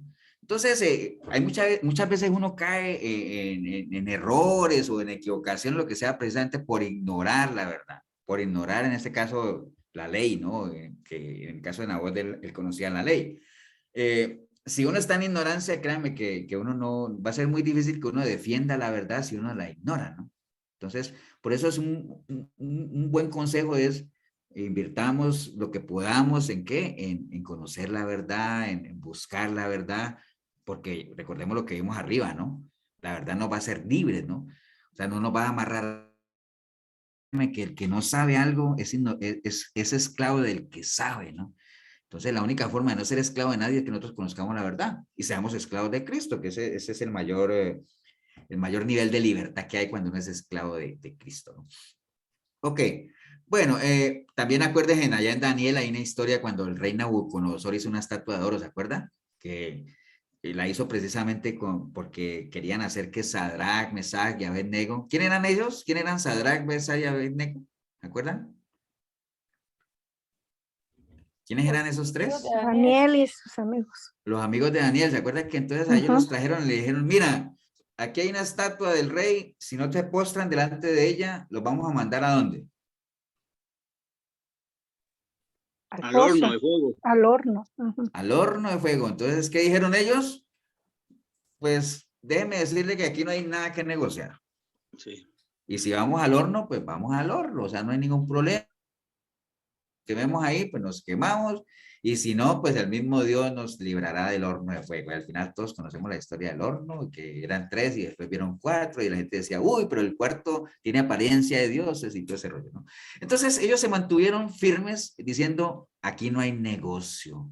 ¿Por qué? Porque como decía Milena ahora, los principios cristianos, una vez uno conozca la verdad, no son negociables, ¿no? Aquí no hay nada que negociar, o sea, y no es que uno sea fanático, ni que uno sea legalista, ni nada de eso, sino que simplemente la verdad nos ha costado mucho trabajo comprarla, porque acuérdense que en qué momento la compramos, ¿no? Es que ahora no va a decir, pastor, es que cuando usted dice comprar la verdad y es comprar la palabra, es que la Biblia mía me la regalaron, yo no la compré. Bueno, yo estoy hablando de eso, ¿no? Estoy hablando de comprar la verdad, es el precio que hay que pagar de escudriñarla, de entender, de sumergirse en ella, de conocer al Señor por medio de la palabra, de dejar que Él nos hable por medio de ella. Todo eso no con plata, ni mucho menos, sino que requiere de nosotros esfuerzo, dedicación, que demos prioridad a la palabra de Dios, ¿no?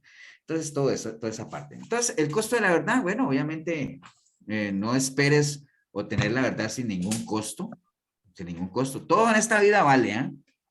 Todo en la vida vale. Algunas cosas valen dinero en efectivo, otras no necesariamente tienen que ver dinero. Y la verdad como tal tiene un costo, y es un costo bien preciado, ¿no? Entonces, hay que pagar el precio por ella, ¿no? Porque recuerden que uno tiende a no valorar las cosas que son gratis, ¿no? O sea, a todos nos gusta que nos den cosas gratis, está bien, pero muchas veces valora uno más las cosas que le han costado su esfuerzo, que uno ha tenido que esforzarse para pagar por ellas y todo eso, ¿no? O sea, acuerden lo que le pasó a David, ¿no? Cuando David iba a construir el templo para el Señor, que iba a comprar un terreno y la gente le dijo, ah, pero eso es para el templo, no, te lo regalo, si es para mi Dios, no.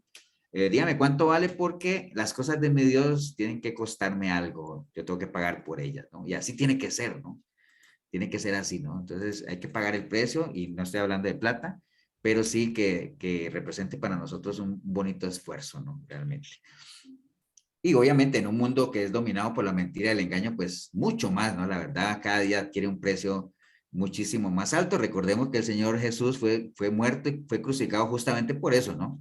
Por decir la verdad, porque Él vino a moverle el piso a los grandes líderes judíos de ese entonces, ¿no? Recuerde que el Señor se metió con una parte sensible de la sociedad que fue con el liderazgo religioso, y no porque lo que dijera fuera mentira, sino que lo que Él dijo incomodó a esas élites y obviamente se organizaron para manipular al pueblo y al final pues todos conocemos la historia, ¿no? Entonces, bueno, en resumen, siempre hay dos caminos siempre, la vida, la muerte, el bien, la verdad, la mentira. O sea, el Señor siempre nos ha dado la oportunidad de que nosotros, haciendo uso de nuestro libre albedrío, nos movamos en cualquiera de los dos caminos. O sea, ustedes, yo, el que sea, siempre tendrá la posibilidad de decidir si quiere caminar en verdad o si quiere caminar en mentira, ¿no? O sea, aquí lo más importante es que paguemos el precio, que conozcamos la verdad para que no seamos esclavos de aquellos que quieren manipularnos por medio de mentiras, ¿no?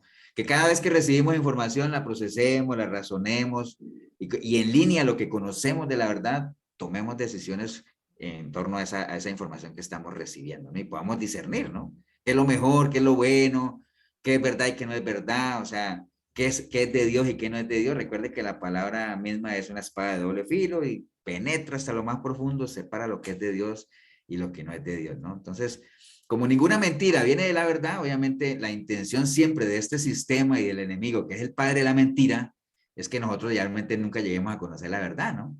Y por eso es que dice la palabra que cegado el entendimiento, ¿no? Precisamente porque esa es la gran intención de todo lo que es anticristiano, es cegar el entendimiento de la gente para que no conozcan la verdad, ¿no? Entonces, como no conocen la verdad, pues viven esclavizados, ¿no? Y perecen por falta de conocimiento, ¿no? Entonces, por eso la recomendación del Señor es, yo quiero que ustedes sean libres, pero tienen que conocer la verdad, pero para que conozcan la verdad, ustedes tienen que ser mis discípulos, y para que sean mis discípulos, ustedes tienen que permanecer en mí. ¿Me entienden toda la cadena que hay? O sea, realmente es algo que no tiene, no tiene como, no hay manera de zafarse de todo de esa cadena que les acabo de decir, ¿no? O sea, si no permanecemos en el Señor, es muy difícil que podamos llegar a conocer la verdad, ¿no? Y recuerde, la mentira de este sistema solamente se puede controlar con la verdad, ¿no? Entonces, bueno, vamos a dejarlo ahí. Vamos a ver en la próxima, esta que sigue aquí. Recuerden que estamos viendo, arrancamos esta lección de hoy con los dos males que el Señor por medio de Jeremías a su pueblo, ¿no? Dos males ha hecho mi pueblo, me han dejado a mí, que soy fuente de agua viva, y se han cavado para ustedes cisternas rotas que no retienen nada, ¿no? Hablamos un poquito de eso, de abandonar al Señor y obviamente dejar construirse esas cisternas rotas. Obviamente dejar al Señor implica llevar una vida sin Cristo, y como Cristo dijo que Él era el camino, la verdad y la vida, pues obviamente una vida sin Cristo es una vida sin camino, una vida totalmente perdida, desubicada. Vimos algo de eso.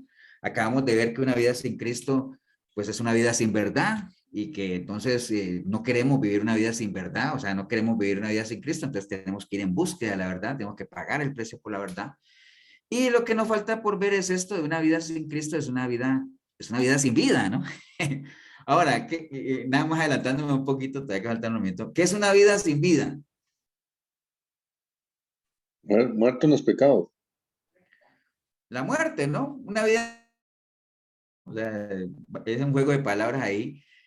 Pero tal vez sí quería, antes de que no fuéramos, porque porque eso, digamos, no lo vamos a ver ahorita, pero básicamente hablar de una vida sin vida es hablar de muerte, ¿no? De una muerte espiritual. Obviamente podemos hablar de la muerte y todo eso, pero quería adelantarme un poquito, aunque lo vamos a retomar de todas formas. El riesgo de alejarse sin Dios. Esto sí quiero para poder ponerles un video que les tengo ahí nada más para que terminemos. El riesgo de alejarse sin Dios, ¿no? O sea, acuérdense que ahí arrancó todo, ¿no? Abandonar la compañía de Dios, dejar de leer su palabra, no congregarse. Eso conlleva a uno tantas cosas que a veces la gente no cree, no pesa, de que apartarse de Dios arrastra una cantidad de cosas. Y entre más tiempo esté uno sin esa dirección del Señor, más difícil le va a ser, primero, reconocer el estado espiritual en el que uno está y cubrir eso, ¿no? Muchas personas se alejan de Dios pensando que tienen todo bajo control. No, mire la diferencia entre Saúl y David. ¿Se acuerda? David, cuando se dio cuenta que el Señor se iba a apartar de él, inmediatamente clamó al Señor en una desesperación tremenda, que usted la puede ver en el Salmo 51, y le dice: Señor, no apartes de mí tu Santo Espíritu. En cambio, Saúl, cuando se dio cuenta que Dios lo había desechado, lo que le pidió a Samuel era que lo siguiera acompañando para que la gente no se diera cuenta, o sea, pero nunca se repitió, ¿no? Entonces, entender que ese proceso de alejarse de Dios, pues a uno lo puede llevar a un estado que es lamentable, ¿no? O sea, y cambia la gente, cambia las personas, ¿no? Y definitivamente la vida de uno pues se reduce a ruina, ¿no? No quiero avanzar más en eso, porque quiero retomarlo de otros días, pero quería darles esta referencia del riesgo de alejarse de Dios, porque les quiero poner un video para que lo veamos. Es un video de 3 minutos. Ahora, yo no sé si ustedes lo han visto, porque lo vi, creo que hoy en Face, y esas cosas de la vida, lo vi en Face, me llamó la atención. Y ahora que estaba viendo este tema, yo dije: mira, está vacilón este asunto, ¿no? Pero me dicen si escuchan o no, pero bueno, lo vamos a poner. Un momentico.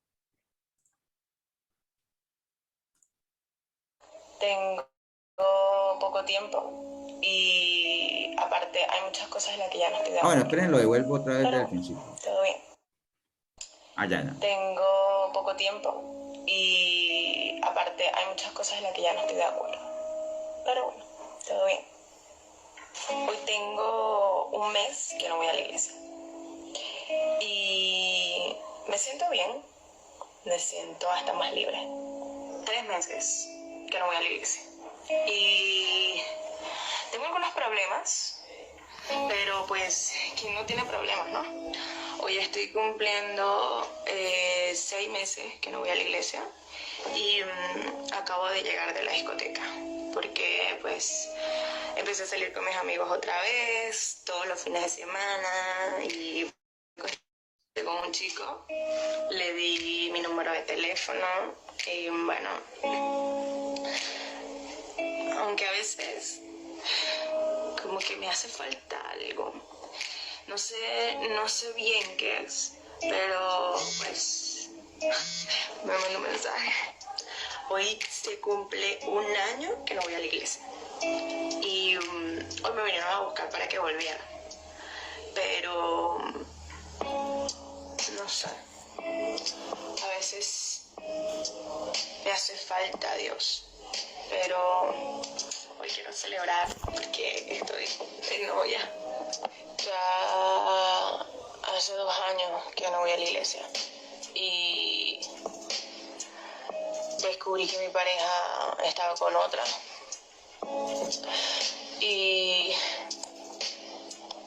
mi vida es un desastre. Me peleé con mis padres, he intentado suicidarme.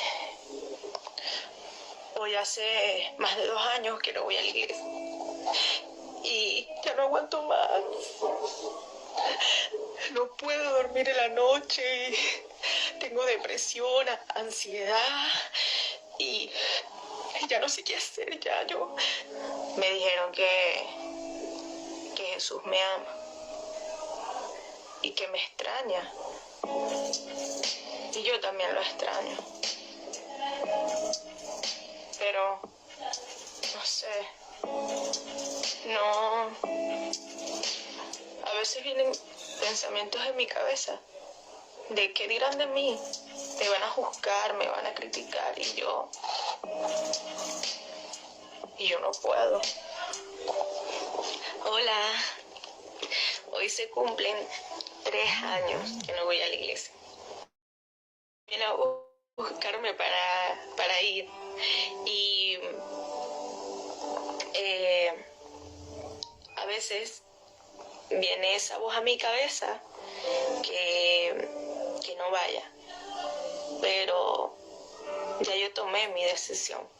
Hola, hoy se cumple ya 1 año que volví a la iglesia y conocí a Dios de verdad y pues estoy en su presencia.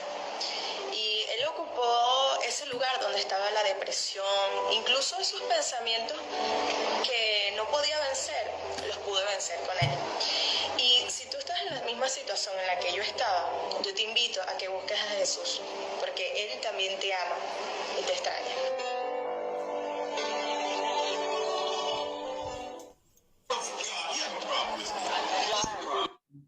Bueno,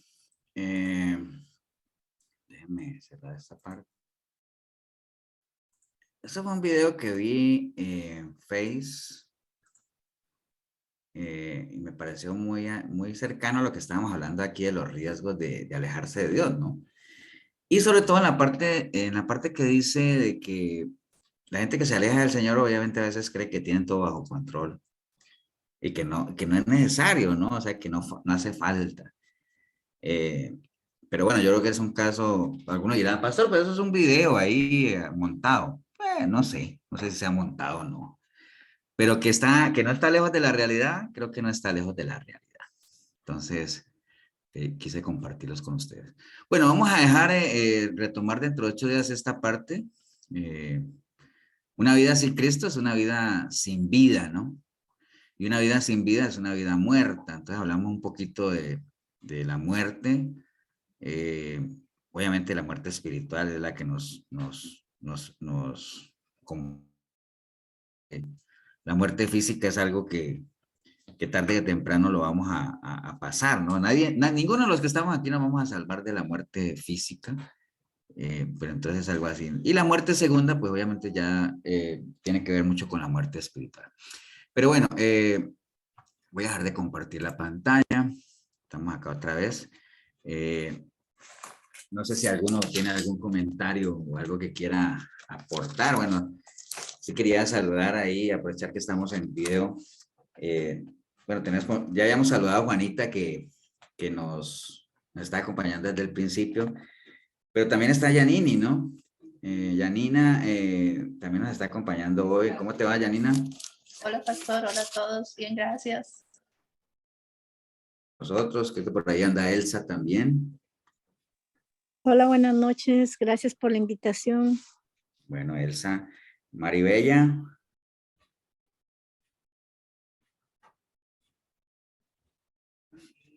No está Maribella. Bueno, Miriam anda por ahí, ¿no? Bueno, Miriam Molina, que ustedes ven ahí, es una hermana mía que está ya a algunos kilómetros de distancia, ¿no? Entonces, bueno, realmente me sorprende verla ahí, pero bueno. Perdón. Sí, Maribella. Maribella, es que estoy afónica. Ah, bueno, un saludo para ti, Maribella. Cuídate mucho. Saludos a todos.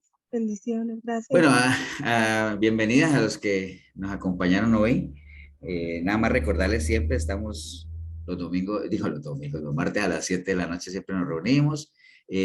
Nada más déjenme repetirle a las personas nuevas hoy, pues este es el discipulado que nosotros es un estudio bíblico como tal, aunque algunos martes podemos tomar algunos libros para analizarlo. Por ejemplo, hace 8 días Milena nos habló de los Salmos, hace 15 días Paola nos habló sobre los mormones. Entonces agarramos una cantidad de temas que consideramos que son necesarios, justo y necesario conocerlos, ¿no? Entonces, pero básicamente esa es la dinámica siempre, traemos un tema, lo vamos discutiendo entre todos y ahí lo vamos llevando.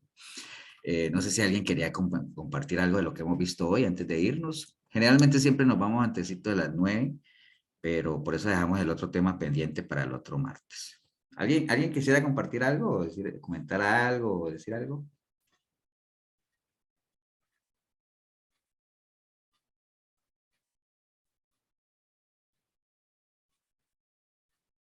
¿Nadie?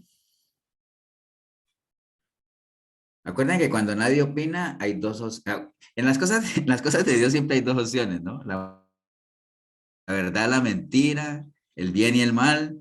Y cuando uno da una enseñanza y nadie pregunta, también hay dos caminos. O todo quedó clarito o nadie entendió nada, ¿no? Una de las dos. Todo clarito. Ok. Bueno, vamos a orar Pastor. entonces. ¿Sí? ¿Alguien iba a decir algo? Yo, pastor. No, Maribel. todo muy claro, pastor. Más bien, muchas gracias por el tiempo que usted toma y en realidad es tan clara la explicación y tan detalladito todo, pastor. De verdad, muchas gracias por su tiempo, por su dedicación y bendito sea el Señor por darle la sabiduría que le da a usted por medio del Espíritu Santo. Y además quería darle la bienvenida a todas las muchachas que están en este momento. De verdad que es un gusto tenerlas en el grupo. Ojalá que sigan conectándose. Aprendemos muchos todos, de todo, en todo, digamos, en la vida diaria, cosas que se aplican a nuestra vida y además de eso, añadido la palabra, que es lo más importante, ¿verdad? Entonces, bienvenidas a cada una de ustedes. Es un gusto tenerles. Buenas noches.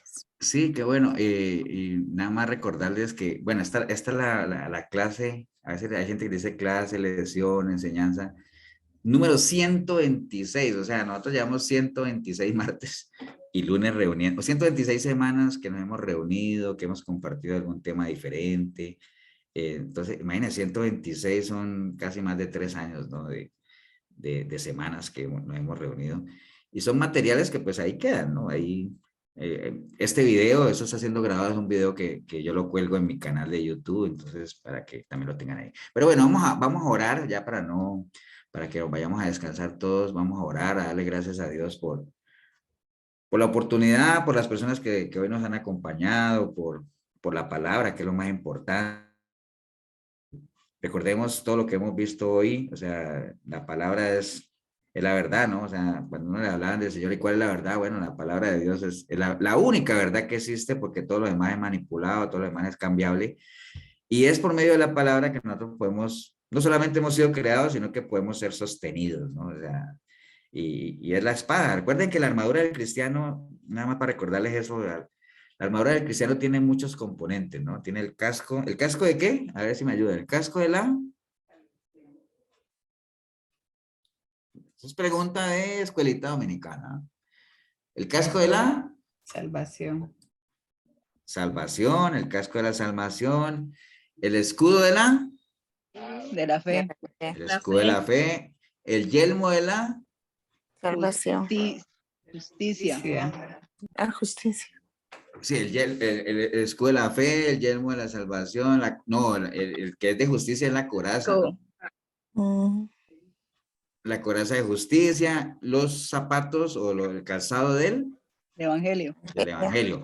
Y después viene la espada del espíritu, que es la palabra, ¿no? Que en la armadura en general, en la armadura del cristiano, en la armadura en general, todos esos elementos, el casco, el yelmo, el escudo, los zapatos son de defensa, ¿no? Son para defenderse, pero la espada es la única que sirve para atacar y para defenderse también. Por eso es que, no sé si han visto esas competencias de esgrima, esos espada que llega un momento en que uno ataca y se devuelve, se defiende y ataca. Entonces, la espada sirve para defenderse y para atacar, pero es la única que sirve para atacar, ¿no? Que de hecho para eso está hecha, para que la usemos para defendernos y también para atacar, porque corta la entrada y corta la salida, es una espada de doble filo.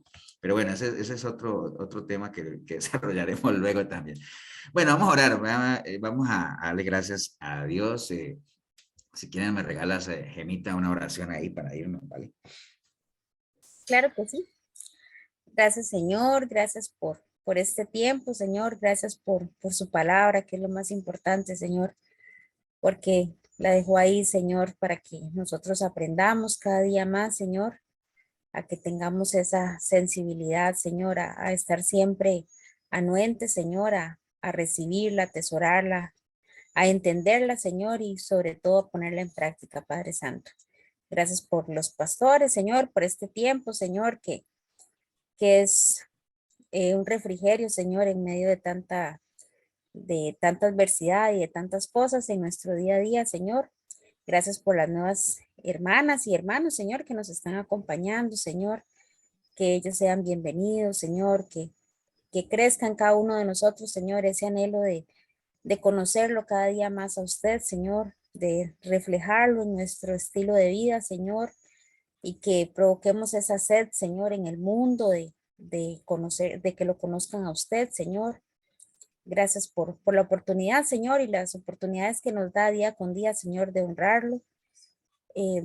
Pido por la salud, Señor, de los hermanos que estén afectados, Señor, o que estén pasando dificultades que solamente usted puede conocer, Señor, en cada uno de nuestras familias, Señor, que todos, Señor, tomemos siempre la firme decisión de honrarlo día con día. Le dejamos todo en sus manos, Señor, y súper agradecidos porque siempre vemos su amor y su ayuda en nuestro diario vivir. Gracias, papito lindo, y todo se lo pedimos en el nombre de nuestro Señor Jesucristo.